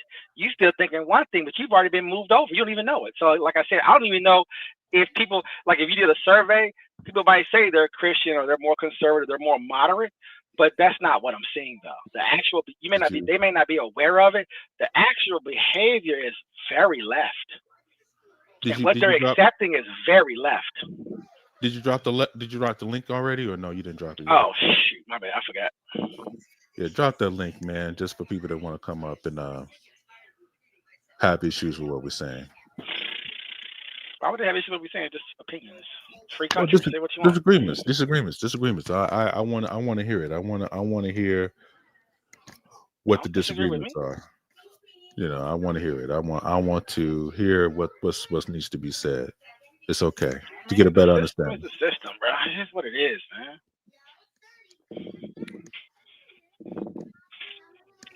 It's almost like I feel like one of those. You know how you've been watching Bill Burr lately, because right now he's changing the environment. Yeah, he's almost like becoming well. I don't know if he's Bill Burr is married to a black woman. Is that correct? 30 years. Yeah. I don't know. Black woman. I know. I don't know if he would get the same effect as say like a no, what's the guy the UFC guy we just talked about all the time? Rogan? Joe Rogan. I don't know if he had the same, but he's sort of similar in that effect. But no, remember something. Kind of like popular that way too, though. Remember, you know how America works. They have all been canceled, right? But now they're in power. So now it's how do you deal with the power? So I don't know if you read Douglas Murray's latest book, but Douglas Murray from the UK, he's a big Israel supporter. He's on a book tour right now, and there is some questions, and he's one of the first ones to really highlight it because he see it happening because of some issues with Churchill and the Jews and history and Hitler and all this other stuff, right? And you got white folks who are trying to kind of resurrect that information. They're having that conversation, getting a little bit louder. And so the argument is starting to happen. And Bill Burr is, I think, a good contrast of it. They're in power now, right? You're in charge. And so you've had fun going against the system, but RFK is where right now, DC? Tulsi is where? Yeah. The FBI director is who? See what I'm saying? Trump is in charge. Trump has his people. And all that stuff. Right. You over the department that you was talking about trying to cancel. So it's only been 3 months though, so give it some time. But my point is that so now they're in power. Now they're getting their feet wet. So now the Joe Rogans, the Theo Vons, the Jordan Petersons, the Andrew, all the people who were canceled out are all now in charge. The podcast all helped them get in charge. Tony Heathcliff from my favorite comedy show, Kill Tony. You're able to say what you want, do what you want. We're free in Austin, we're free in Tennessee, we're free in Florida, we're leaving California, we're leaving New York. All the things, all the white men that have been canceled, and all of us who follow the white men who've all been kicked out, and you can't say certain things. The white women can't, no one. Like all of those people are now in charge. So, matter of fact, I should play the video of his press secretary. Trump's press secretary, I can't think of her name right now. She was on Fox News, right? And Fox News is hammering her with questions. And because his poll numbers are dipping on Fox News polls, like bad. And so they're asking her tough questions as if she's on MSNBC. Right. So that's how it works, right? That's how it works. And so it's just how it happens. It's all good, right? She housed because she disagreed. I keep telling you, once you catch the car, now what? And so we're going through the process, of course. People, the Republicans hate tariffs. He's talking raising taxes on rich people, so the donors are mad. So it's a process, right? And so that's the complexity of it. I love it all. But anyway, it's just funny because now you're in charge. Now what? Are you going to keep pushing? And what does that look like? And what does that mean? And what's coming? And so there's a real popular guy. I follow him now. Is it Daryl? I can't think of his name right now. but he does these long historical podcasts, but he's not a historian, right? And I think we talked about it before about Churchill and Hitler, and people have been making some comments about Churchill isn't, they framed him a certain way as being great, of course, and there's people out there, and as you already know, who don't believe in the Holocaust, all the time. They're asking questions about Hitler. Is he that bad? When did he become what he became, etc. And so there's always been that conversation in certain spaces, of course, right? And so since the right is now in charge, everybody's trying to become, even all the people on the left all got podcasts now, right? Everybody has switched over. They're all doing podcasts. A lot of them have left their jobs, and they're all out here, right? And so anyway, they're talking more about Hitler. Now I'm fascinated about Germany and about Hitler, of course, fascinated by it. Very interesting how they've made him the devil for some reason, right? And from a racial perspective and a black person, obviously, I'm not concerned about Hitler. But anyway, watching how when you're trying to rewrite World War history, which I know you love, right? So they're trying to kind of not rewrite World War II, but just asking questions about how it was framed, right? How all the historians how they put the logic into place. And since you're not allowed, and America's a free country. We're not the UK. We're not these other countries don't have First Amendment, right? And so how you are allowed to, we can question things, right? But there's a lot of people who are going after people now because they are it is just asking a question about Hitler and about Churchill and about World War II and what really happened, and if things would have went this way, what would have happened. But it's just more or less asking questions. But because there's other people who believe that Hitler wasn't that bad and Hitler was trying to do X, Y, and Z, and all the history on the other side of it. But just in that space, and because that space starts to breed Nazism, starts to breed things about are Jews really problematic, etc. So it's not loud yet, but it's coming about. I'm just letting you know that now, but it's coming. And so there's starting to be a little bit of a fight because how far do you want to take this? How do you really want to rule while you're in charge right now? And what does that look like? And if you go too far, does that reactivate the left? But on the left side, they're fighting as well because everybody's saying, do you really want AOC and do you really want Bernie Sanders, and what does that look like, right? Versus some other choices. So it is like you said, we are in an interesting space because people know that with Trump's poll number, even though it's very early, with his poll numbers, with how the right, with a lot of these little spaces in the right world, how they're talking about certain things, is it going to open up a space for the left to take over Congress? So people are already starting to have a lot of conversations. Yeah, 2026. Trump is moving so fast, basically. Yeah. Yeah, the 2026 election should really kind of tell what the political environment may be 2 years down the line. So we'll see. I mean, that'll be. But the left hates the left, in my opinion, hates capitalism and hates everything about everything, stock markets and everything. All of a sudden, they're all expert economists now, and the market is down, and you lost your 401k. You hate everything about all of that. That's the real deal. Are you fucking serious right now? No, that's the real deal, though. That is the truth. Bruh, you got these economists who've been around for 30 years coming out. Say what now? I said everything else was just leverage points. It was just leverage to just get against the right. Right. That's what I'm saying. They can hide in plain sight. They're the true capitalists. They can do that. But it's hilarious watching them do it. Go ahead, though. No, you're good. No, because I watch progressives catch themselves. I watch them catch themselves because I'm like, hold up, now are you a capitalist now? I'm confused. Of course they are. You should be happy that Trump's crashing the market. You should be supporting what Trump is doing because you want to put an end to it anyway, don't you? It's just a funny thing because that's not, you're not in reality. I keep telling you that, by the way. We are all, millions of us are invested in this. And so to come out here and spend this weird anti-capitalist, anti-American stuff is just strange to me. It's weird, bro. Because you will be taken. You do know that, right, DC? And I'm gonna tell you, I think deep down, I think the left want to destroy everything. I truly do. I don't think so. I truly do.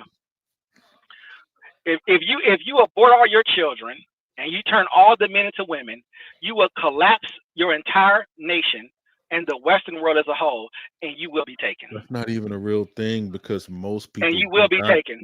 Most people do not attribute to themselves to that belief. They believe you should be able to have it. They believe that you should be able. Yeah, but like over half of that population, Hitler took it. Shit. Yeah. DC, black people save Europe, bruh. Black folks save Europe. Think about how crazy that is. It's just funny when you think about it on so many levels. It is funny though, right? It is funny. It is funny. Got us in the factories building weapons, got us fighting the wars of World War II. Talking about what we hate. Get the fuck out of here, dude. What y'all playing with me, bro? Stop playing right now, man. It's very complicated, man. It's an in and out thing. Is it? It's dual Is it complicated? Yeah, it is. We just talked about. No, we're in. We're all in, but people keep trying to radicalize us and try to pull us out of something that doesn't exist. We need to go all the way in. But that's white people then. Why are we teeter-tottering here? They need to get it together then. They need to get it together and make it about ideas and make it about good old-fashioned capitalism. That's fine. Don't include race into the dynamic, the power dynamic. Try your hardest to eliminate it and align with people and protect those strictly based on your ideas and common interest, like the globe does. That's fine. Well, you have different cultures all over the world within nations, though. So trying to eliminate doesn't. Let me repeat one more time, because I really see what you know. You haven't flushed this out already. So you're gonna trap me in a minute. I'm not trapping you. You ran with it. You keep doing it. I didn't want to put it in there, but I haven't flushed it out all the way. I'm just curious of your opinions on it. All right, man. I'm just saying. I'm always curious because you're not eliminating culture. Cultures here is not. It is what it is. I'm just saying that it is. But at the same, it is interesting that if we go all the way in, it's almost the fear of it's other people who have the fear of something. And so I just never know is that if I'm doing everything that is American, I'm fighting in the wars, I'm rebuilding. We were over in Europe rebuilding the countries. I'm just saying, we was in Japan. We're in Japan now. Like black folks in South Korea now. Like we are literally involved. But for some reason we keep kind of being told that we're not by our own people. Like America hates you, America this, America that. I'm like, but we're in the mix. Which one is it? But you don't buy that though, right? No, I do buy it. It could be both. That's what I said from the very beginning. It is both. It's both, man. It's both the acceptance and the rejection. But you don't think the longer we're here, the more the society is the way it is. You don't think that we're clearly becoming more of it though. What happened? You got certain ones of us that are trying to fight something, but I'm like, we're all in, baby. We're all in. Let me ask you a question. DC, when black men came back from World War I and World War II, were they still hung in it? That's our reality. We got to deal with it. If Russia hits the button, do we not get hit too? That's crazy, Paradise. Come on, man. It's ruthless. It's ruthless. Okay, then. If Russia hits the button, so if that's my reality, allow me to live in my reality and don't tell me that it's different. If Russia hits the button, do we get hit? Yes, absolutely. Okay. If Russia takes Europe and decides to come over here and deal with us, which that would naturally take place because we're allies, right? Will we have to pick up guns? And are we fighting for Russia? Or we fighting for America? And they can't wait to get busy. Who we fighting for? So let me ask you this question. Let me ask you this question. At the moment of war, will you, as a black man, and everything you just said for the last couple hours here, will you fight for racism? Or are you going to lie and call it something else? In a sense, I will fight for this country, which in a sense I am fighting for that side of racism. Yeah, I will do that because at the end of the day, then what we complaining about? At the end of the day, because I understand it, right? It's so you want to see Russian, Chinese, or Korean? No, of Which one course you want? not. Or Japanese or Of German? course not. I'm going Which to one do you fight want? what I'm Do you a prefer fight. this or did you want that? I'm a fight for the hell and the So devil you're gonna that I'm fight for your already you're gonna to. fight for your Jim Crow. You're gonna fight for your lynchings. You're gonna fight for your red line. You're gonna fight for it, right? Because not only that, because it has gotten better to an extent, I can fight to still make it better, and I can fight to still get some of the police to get not kill us and then impunity and not have a due process here. We can still fight for that. That Russia stuff, that Russia business coming over here killing us. So you That's won't all. turn That's to become all. Russian? That all You falls won't join away. the Russian? You won't join the Russians?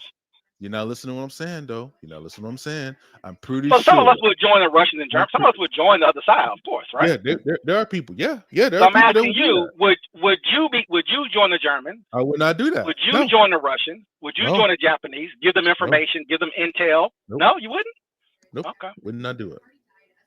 I'm just glad I got you on record. That's all. I just want to get that on. Nope, would not do it.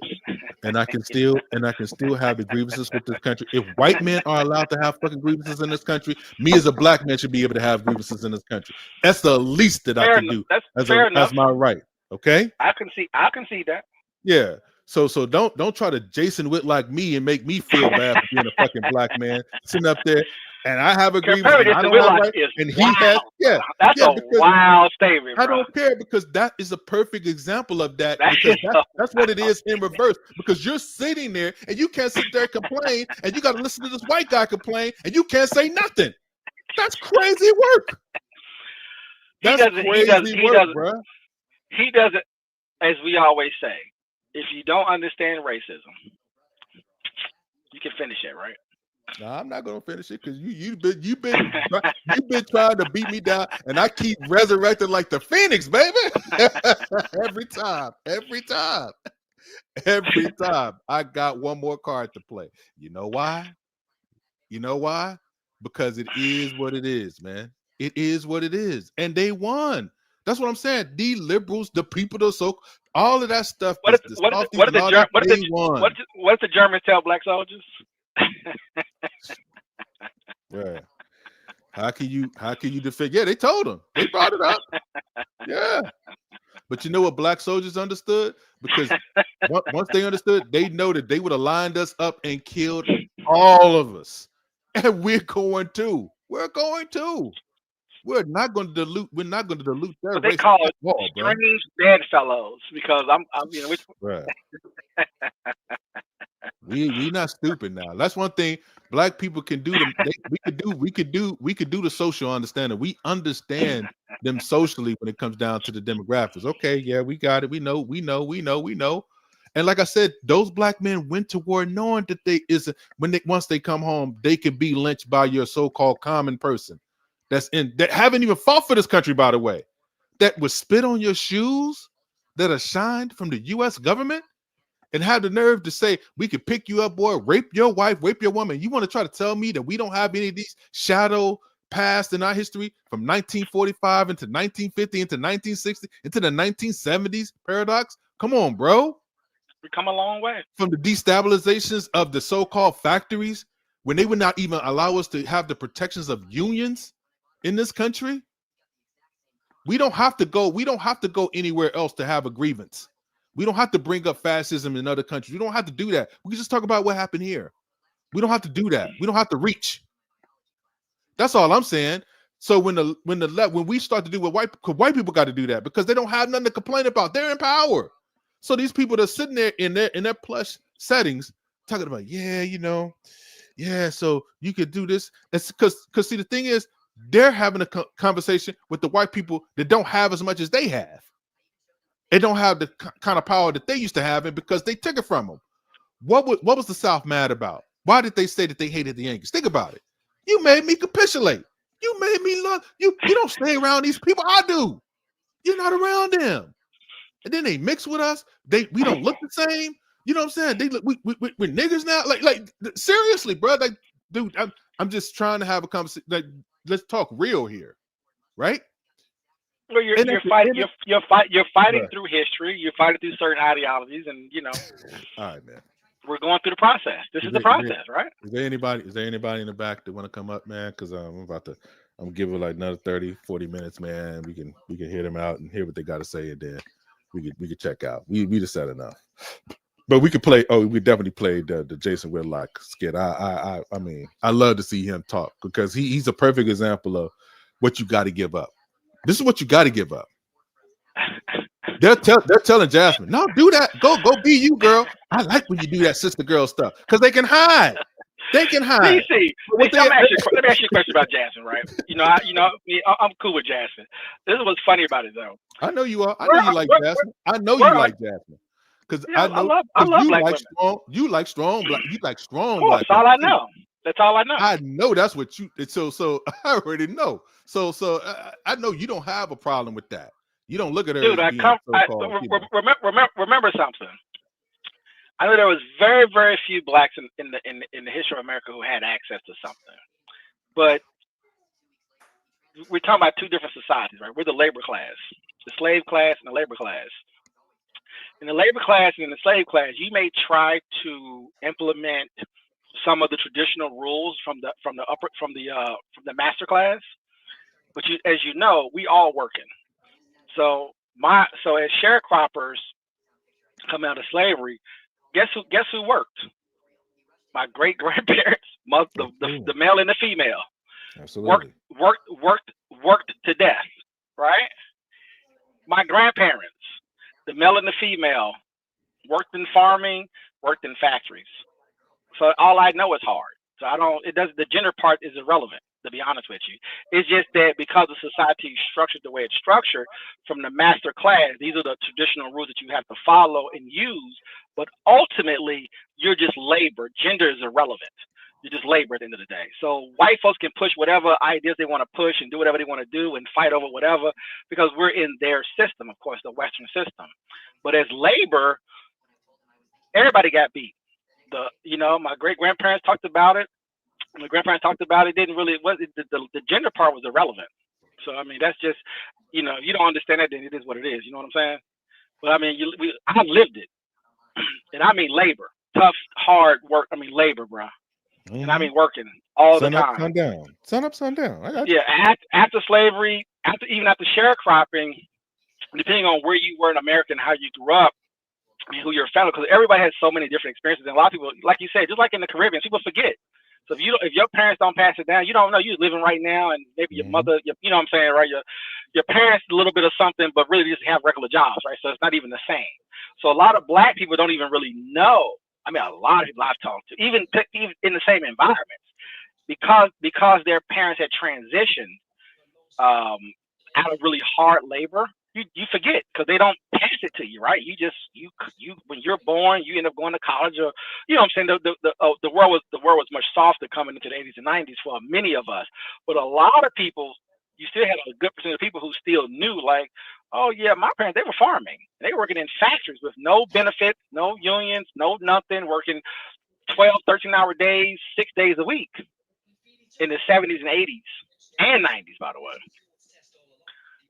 Very hard labor. And so when you see women who have worked their whole lives, they're just going to be different creatures than, say, someone who went to college or someone who had rich parents. It's just that just goes away when you get to those levels. But if you're around someone who, from when they were 12 or 13, that was working, that's a female, right? But I mean, if you're around it, you're around it, right? Nothing I can't make that not be, right? It's just what it is. You know what I'm saying? Now, like you said, but you know what's so funny about labor is that, but once you're not in that environment, it changes who you are so much. It just have such a different thought about everything. Because number one, like me you talked about before, you're able to just think about things, right? You're able to read. You're able to do things. Yeah. It's just such a different experience. It's such a different life experience. It's just crazy. Yeah, it's night and day. Yeah. It's literally night. It's literally night and day.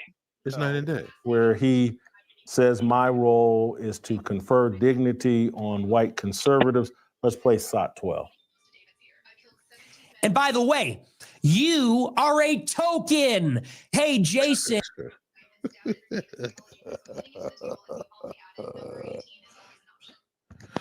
If you got somebody in the back, man, you can bring them up. Anybody that's in the back, you can bring them up if you see anybody. I didn't hear no beeps or anything. Oh, you didn't see anything? Okay, cool. Yeah.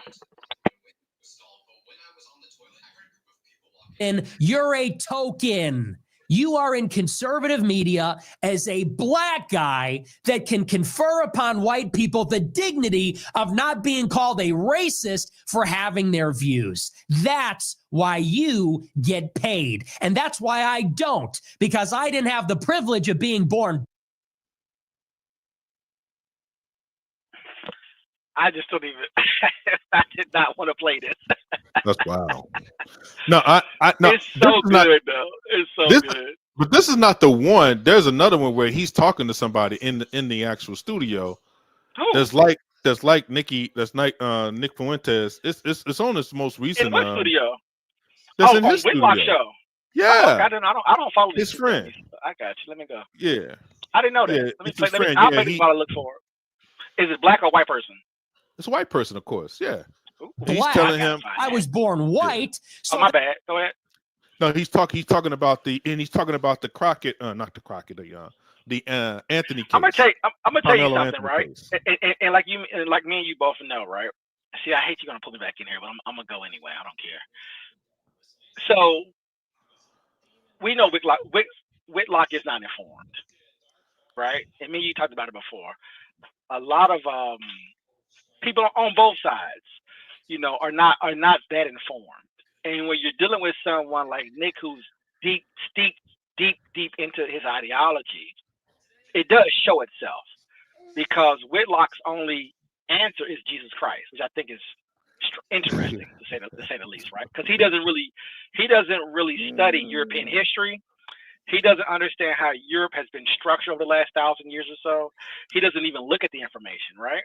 So if you're not even really that, because I always tell you, if you're going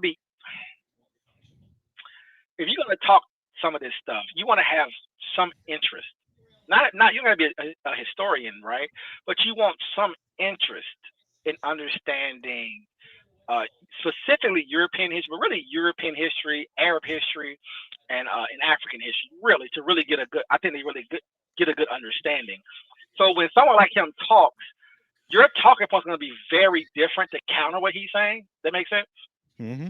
You wouldn't be talking about this and Jesus and this other stuff, and you got to have not a lot of depth, but just a little bit of depth of understanding how Europe was structured, why they call it Europe, why they have nation states, what they had before nation states, right? When they were living in clans and what they looked like, how they got conquered, how Christianity and Catholicism took over those places, and how it converted a lot of people who had Nordic beliefs. I mean, it's a lot of stuff, right? To get to where we are now.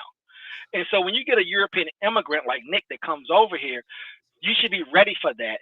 Again, and I cannot stress it enough. Instead of just saying the word white, which is just, it's an ignorant way of looking at it, right? You really have to look at what they are and kind of trace them back individually. Does that make sense? So when someone like a Pierce Morgan starts talking about, whatever he talks about, right? But when you have to first find out, well, what are you? Oh, you're not a part of the King's blood. You're from Northern Ireland, mm-hmm. right? So now I framed it. Now I know your history. Right. So you can speak for the Queen all you want, but I know your relatives hate the Queen. I know how you were treated for the last 700 years. I know what's been done to you, and I know that you're still under their rule, and that you and Scotland want to get free from under the UK, and break that, and actually finally break that empire up, right? Y'all have a whole situation with the what was the group they had to deal with in the 80s and 90s? The Irish terrorists. Ain't both Nick parents immigrants, right? They're not. They're immigrants. They're immigrants. Right. Yeah, they're immigrants. So right there alone, I'm the American. You're not. I'm the American. But like you said, the problem is because black people, and I'm not going to speak for all blacks. A lot of black people, just in general, we're not. You have to be more aware of. Oh, thank you. You got to be more aware of that history, because like I told you, you can't. For example, right? Me and you both know, DC, that all those Klan people and half the white folks in the South have black DNA. They have African DNA, right? Right. African DNA. I mean, we can do the number. You can go look up 23andMe right now. Look at all DNA tests. Just do the math. They do the statistics on it, and a good swath of them have African blood in them. Now, because, like you said, because of how we live in America and how we want to have conversation, if Black folks started just having conversations, if we was more focused on white people, which we're not that interested in it, apparently, but if we were more truly interested in their culture, we would have a very different conversation. And people like him, we would see them very differently, right? I don't see them as one thing at all. When I hear Joe Rogan talk, he's a dirty Italian, hard stop, immigrant, first generation. So I don't care. You can be white. You can have all the white privileges and what the Western world put together, and that's fine. You didn't do it, right? So Nick Fuentes will talk about some, like IQ or what we've done. You haven't done anything, so I don't feel anything from you because you personally haven't done anything, right? You're not Einstein, as an example. But I'm just making a point that I think there's ways to break down those people, but I've noticed that people have I noticed that people will say things like, well, they're all just white people. We just defaulted out. They're all just white people. Like, there's no complexity there. There's no tension amongst white groups of people, right? And how a lot of whites were treated. And one reason why a lot of them are liberal, by the way, because of where they come from in Europe. And you can't hold them to anything because we just don't engage it. I don't even think we're that interested in it, to be totally honest. We should be. You would think you would want to know more about your quote-unquote oppressors and how they think, operate, and breathe. And as Mr. Fuller would say, they will study a grain of sand. They will study a grain of sand. I don't know what we're studying. There's a limit on what I can say. There's a limit on what I can say without being penalized in the so-called free marketplace of ideas. And everybody knows it. Everybody knows it. Everybody knows. And everybody's sick of it. Especially in the conservative space, that Blacks have had it easy. It is, and I don't doubt that he's a sincere person. I'm sure he's a sincere person. I'm sure he's genuine. But you are playing by a different set of rules, pal. You have training wheels on. You think you've earned it?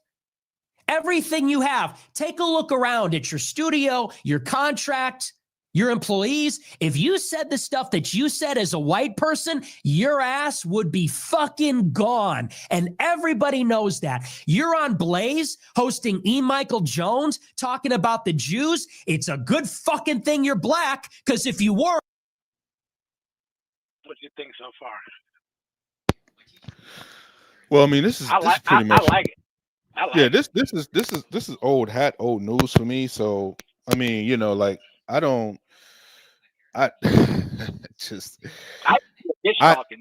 not him that I take I like it because take any energy first to of all, it. do you It's believe him? Let me ask you that how question. he looks into it.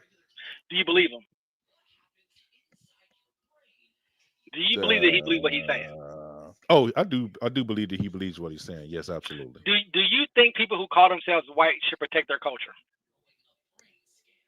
I don't think they look at it like that. I think they look at it the same way that you just said. It's deeper than that. They have fractions. What I mean is that, right, they have fractions, but I'm just saying is that there's going to be a group of people who happen to call themselves white who want to maintain what they consider their culture the same way we probably do, or anybody else, right? Mexicans, whoever you want to pick, right? But that's what I'm saying. So just like how Nick went in on Jason this way, he has a friend that kind of nicely told him the very same thing that Nick did, but it's just in a friendly manner. But he said the very same thing. It's the one about Carmelo, right? Yep. Let me see this. Do you want me to play the rest of this one first? You don't have to play the rest of this. I pretty much heard it already, and it's everybody talked about it. So I mean, like I said, he's making some points to kind of show him this is how some of us view you. And I don't think it's even all of them that view him this way, but it's a large number of people on the right that do leverage black grievance in the form of a Jason Whitlock or Candace Owens, Byron Donald. What do you think Nick is really talking about, though?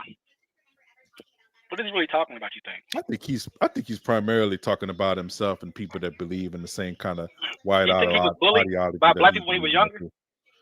Possibly so. Probably got stolen on. You think he's crediting? Probably got stolen on a couple of times. Yeah, I can see that. very, very, very, very stole on. If you don't think this Spanish Mexican mixed breeded mutt from Italy or wherever the fuck he's from, if you don't think he's been bullied and feels what do you call it? Feels is it emasculated? Yeah. You don't think. I watch him all the time, so you can see there's something behind what he's saying is what I'm trying to say. Yeah, beyond IQ, beyond all this other stuff, and but the level of jealous, it's dangerous. Don't get it twisted. It is dangerous. And I don't dismiss stuff like this because it's happening like in Parler and 4chan. I think 4chan is 5chan, whatever it is now. It's happening in these spaces because there's something else deeper there, I think. Yo, for anyway, anybody let me play Paradox, let me just say this one more time. For anybody that want to come up and have a discussion in real time with us about what we're talking about right now, please feel free. The link has been dropped. Have you heard anybody come in the back already? Nobody? No, anybody can come up and have the discussion with us directly. None of this obfuscating, being a coward and all that kind of shit. If you want to talk directly to us, you can come up right now and talk to us directly. Don't be no coward.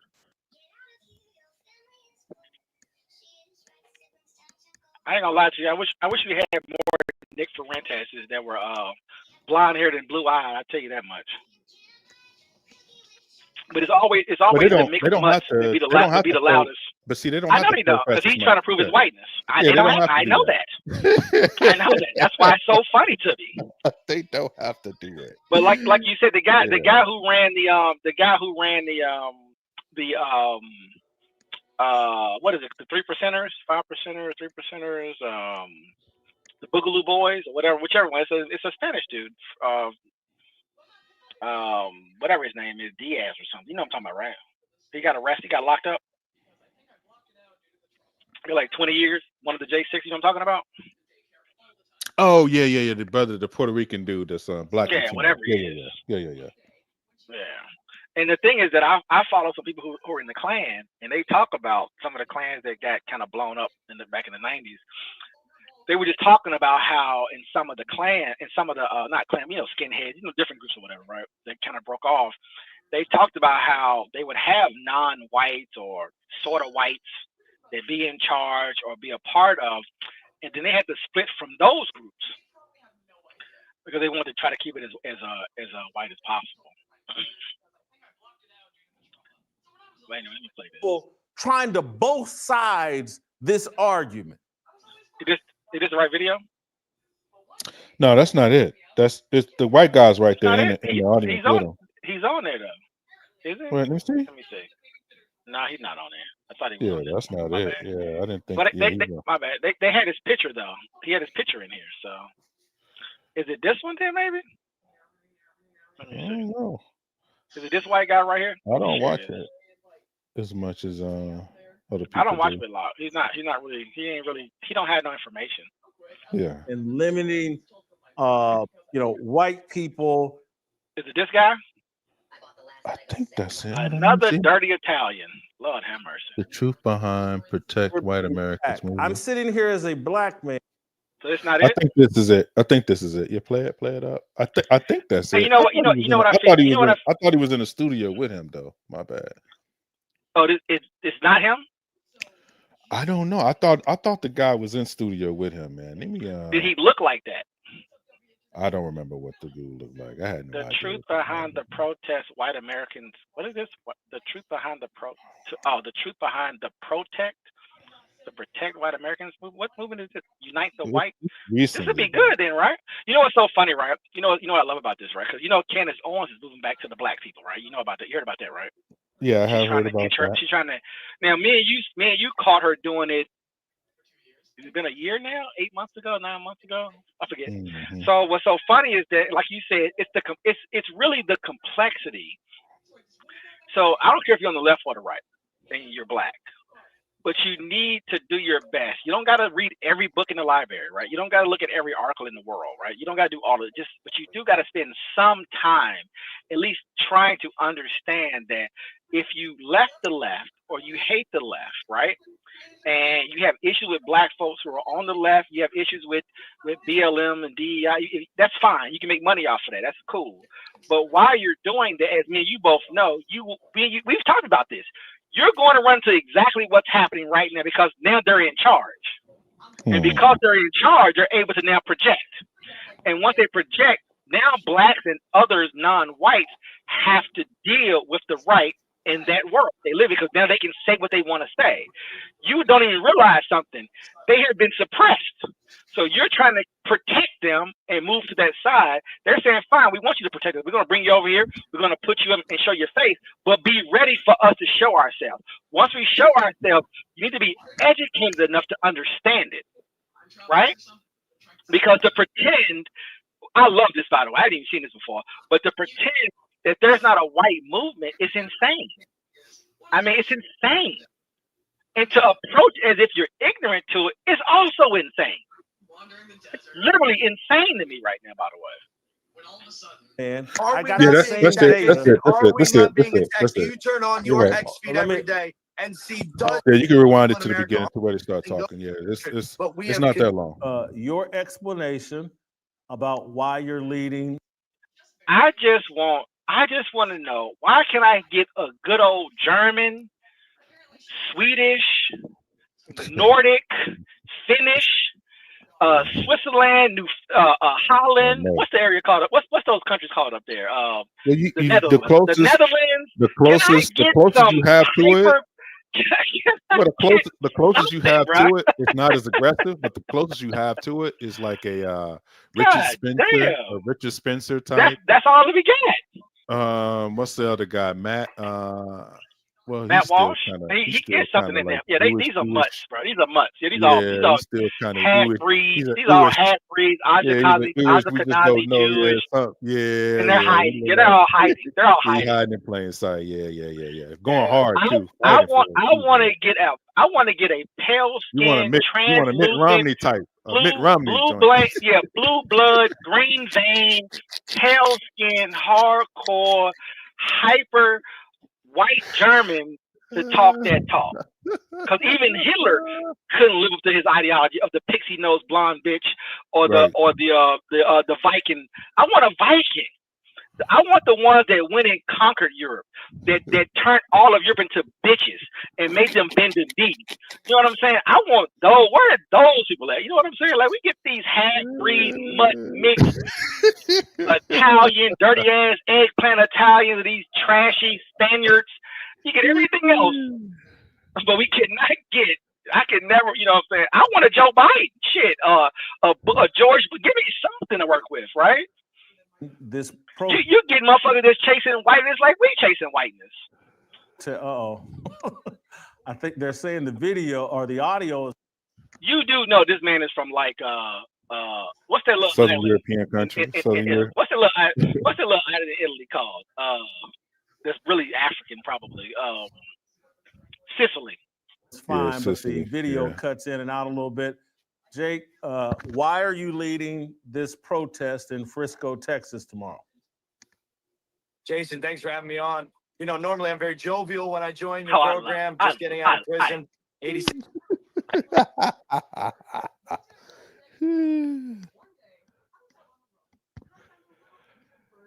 Hello? This is what I love this. I love this. DC.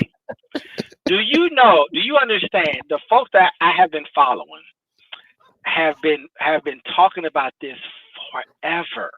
I mean forever. And we are in a beautiful moment in history right now where Trump is in power and they're able to express them. I don't want to oppress white people. I don't want to oppress them. I want them to please talk about black violence against white people. Let's talk about how you feel. Let me know. You gotta let it out, or it becomes January 6th. Because I'm gonna tell you something. White folks on the left suppressing white folks on the right. Yeah, it actually targets black people. Yeah, that's exactly right. That's what I'm trying to say. And they get to hide too. They get to hide, and the right don't really. I think some of them on the right recognize that's what's happening, and they're cool with it because that's the only way that they can get in power sometimes. But the truth is that is what's happening, bro. That's what's happening. Yeah. I 6 agree. days ago from a presidential pardon.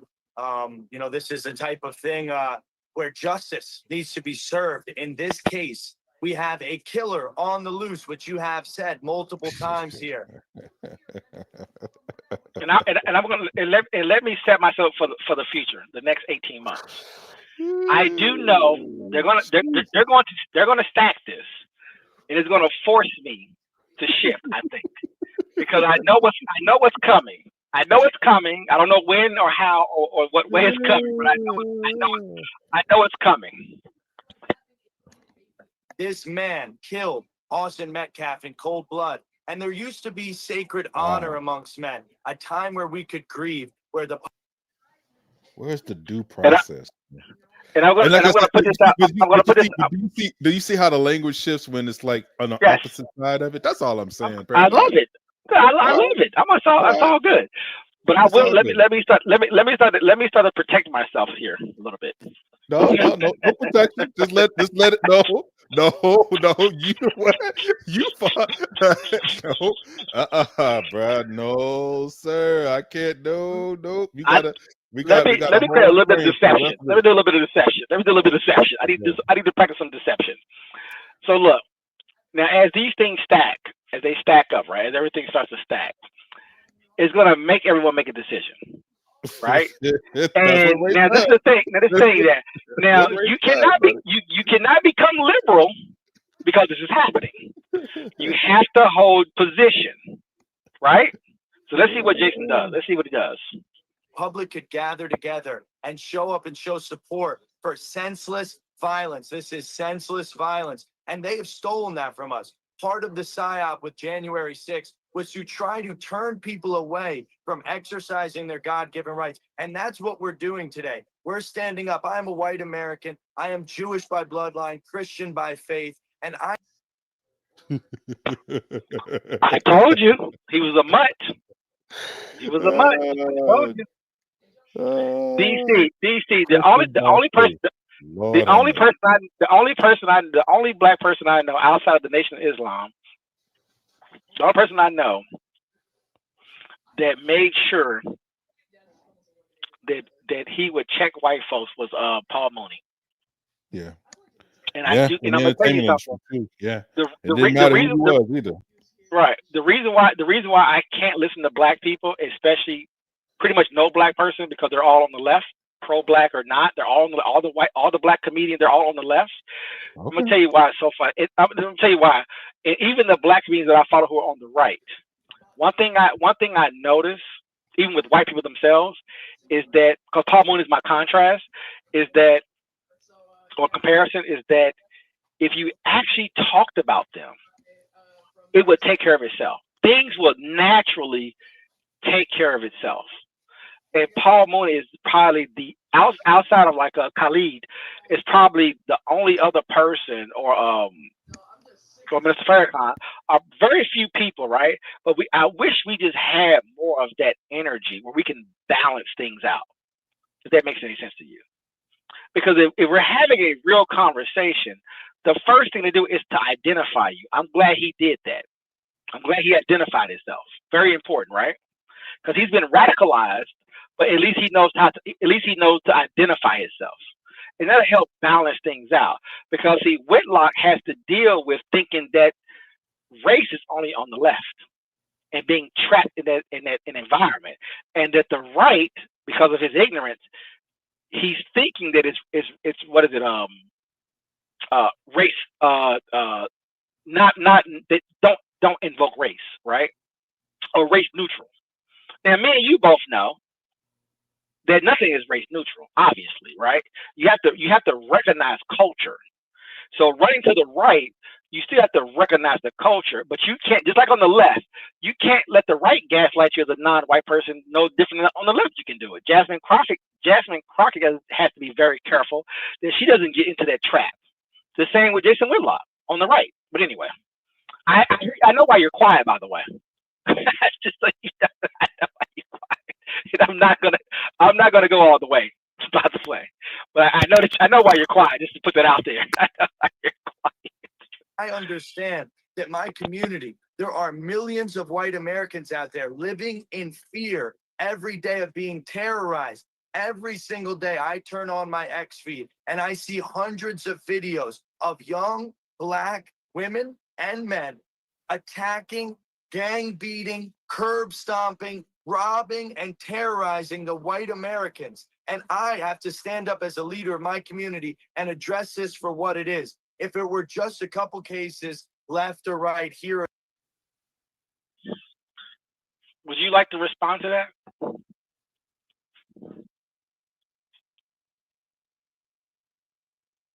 DC?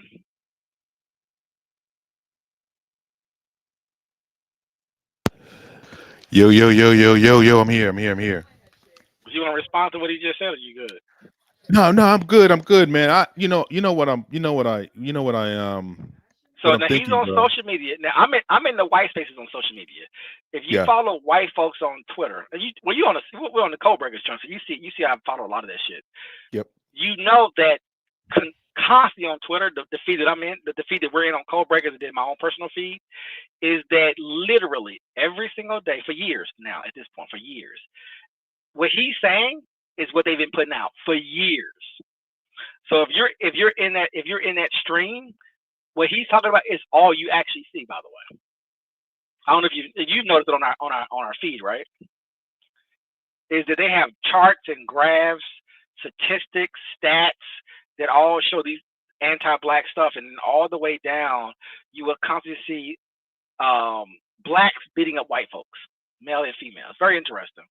For there, we could, kind of chalk it up to a violent issue in America. But there is statistical data, factual data, 12 times the amount of Black people robbing white people as the opposite way. That is a systemic issue that needs to be addressed and needs to be talked about for what it is. We cannot tiptoe around the issue. If we want to solve the culture of Black violence in America, this violent hip-hop gang culture, we need to name it for what it is. And as a white American myself, I have so much love for my community. I am very worried about the people in my community being assaulted. I also have love for the Black community, and that's why I'm not just calling out this protest and this gathering with hatred, but we have consistently said we want to uplift the Black community, return the modesty, the dignity, the love that they used to share with the white community of the Martin Luther King era, where they wore suits, they went to church, they had this great atmosphere about them. That is completely gone. There's a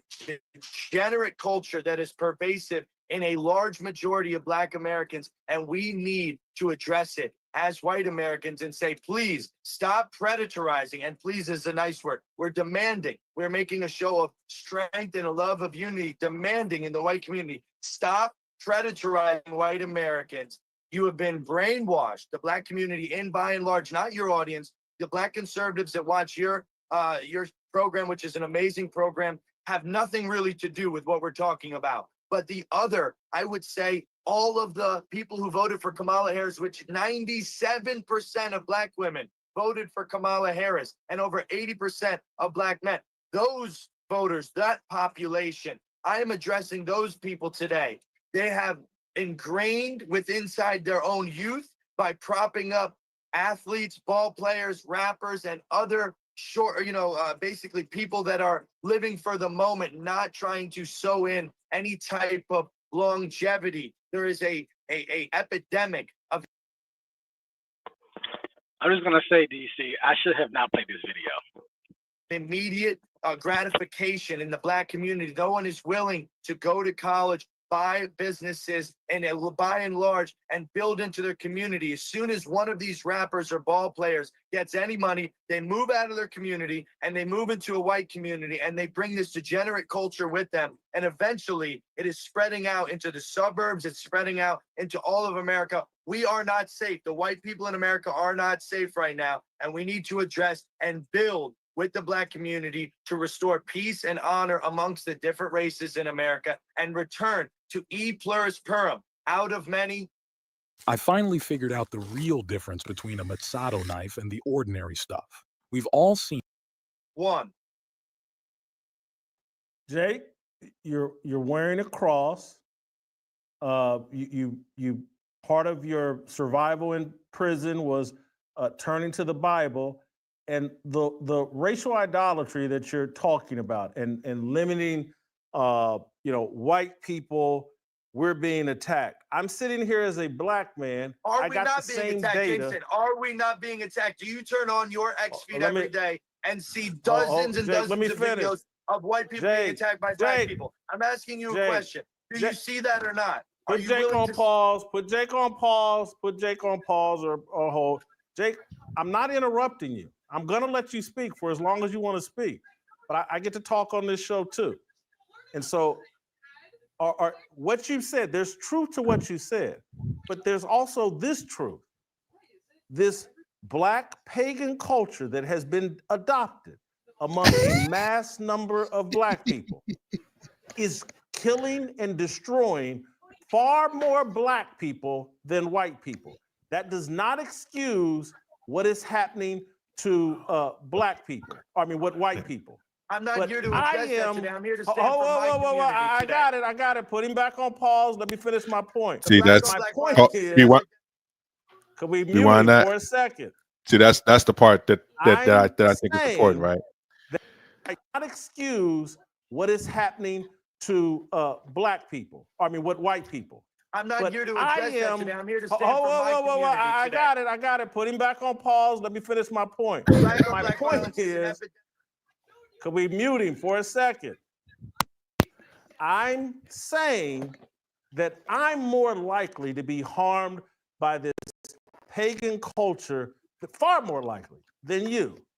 And so when you have a white rally, which is unbiblical, these problems aren't defined this way in the Bible. There's a history of human beings adopting pagan cultures that are self-destructive. And so when you wear the cross and portray yourself as a Christian, but you come up with non-Christian solutions, it's disconcerting to me. And so now I will let you respond to that. Take as much time as you want. I haven't offered any solutions here. I have not offered any solutions yet. The solution that we're looking for, the reason why this protest is happening, is we are demanding that the killer, Carmelo Anthony, is put behind bars immediately. Jason, I have a very deep connection to this issue. I spent 1,467 days as a January 6th political prisoner. I have no criminal record. I was never offered bond. I tried 3 times. They never gave me bond. I put up millions of dollars in the household property, in cash value, and I never got bond. I spent 900 days solitary confinement.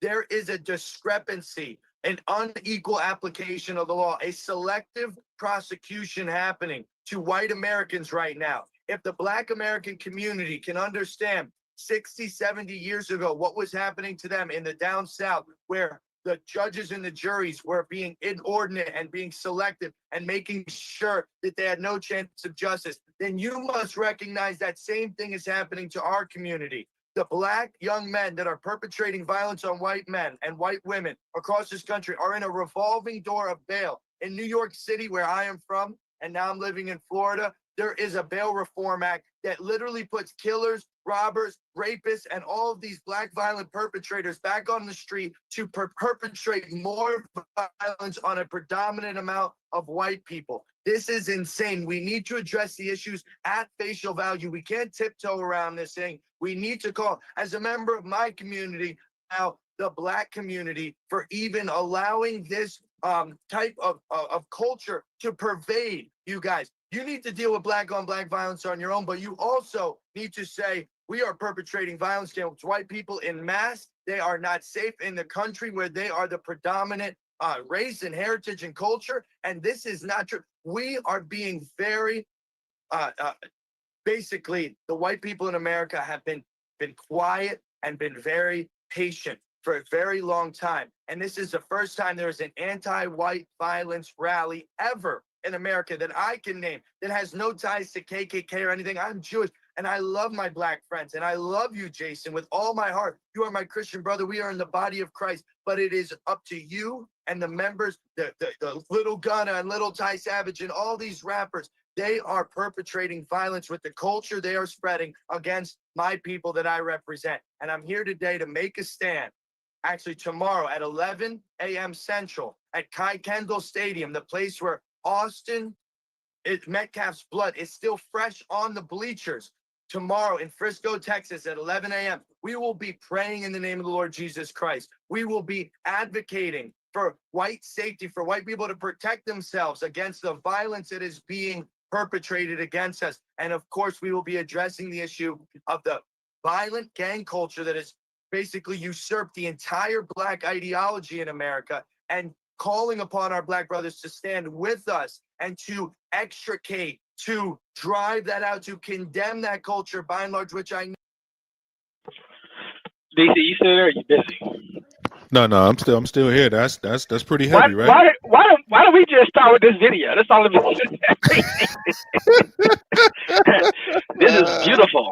This is beautiful. I love this. My goodness. This is further than I think I stopped around where he talked about I'm not there for I'm not there for your people, I'm there for my people instead. This is wonderful. And I think that the thing that I don't really have a problem with his viewpoint, really, to be honest with you. I don't have a lot of issues with it. The only thing that I say is that the due process part, this is where the law comes into effect, because a lot of times when it's done in reverse, the assumption is made that the Black person, even though they're not weaponized like he was, that they're the aggressor, and that the other person had to defend themselves from the big, stronger Black person that caused harm or causing a threat to that particular person. Being that it was the other way around, the white guy was bigger, more athletically built, more of a danger if you're talking about in close proximity to him, that he doesn't draw the same kind of defense even from him, and you can see the angst. He's automatically guilty. Think about it, and he's putting, and not only that, he's putting. I know. I tried. That's why. It's really happening, isn't it? It's really happening. Man, the way he's putting it, us, them, and then he's telling Jason, like, up to a point, Christianity is not going to even. Christianity don't even override. Don't matter. That's what I'm saying. This is wild. Damn. At the end of the day, like, I'm standing up for my people, which ain't you. You on that side, regardless of however you just different than them. So he's telling them you're different, but you don't make up and the like whole. You said, and remember, and Jason doesn't know how to say which white people are you talking about. Who are you talking about? He's not able to even articulate and divide them up. See what I'm saying? No, he's not, man. He's not. So he got to take it. Yeah. Yeah. But like you just said, this is the stack. This is what I was. By the way, this is what I was talking about. Is this? I wasn't paying attention to. I haven't been keeping up with what's going on with the Carmelo thing. Case or whatnot. But this is it right. But this is it right here, though, because this right here. Remember, what he's saying is what I've been hearing in white space for 10 years, at least more than 10 years, but at least from a podcast perspective for the last 10 years. Right. Is they keep talking about Chicago, LA, the crime. They keep talking about it. Trump is being very careful in not engaging Black. He's focusing on immigrants, he's focusing on terror, he's focusing on the wars or whatever.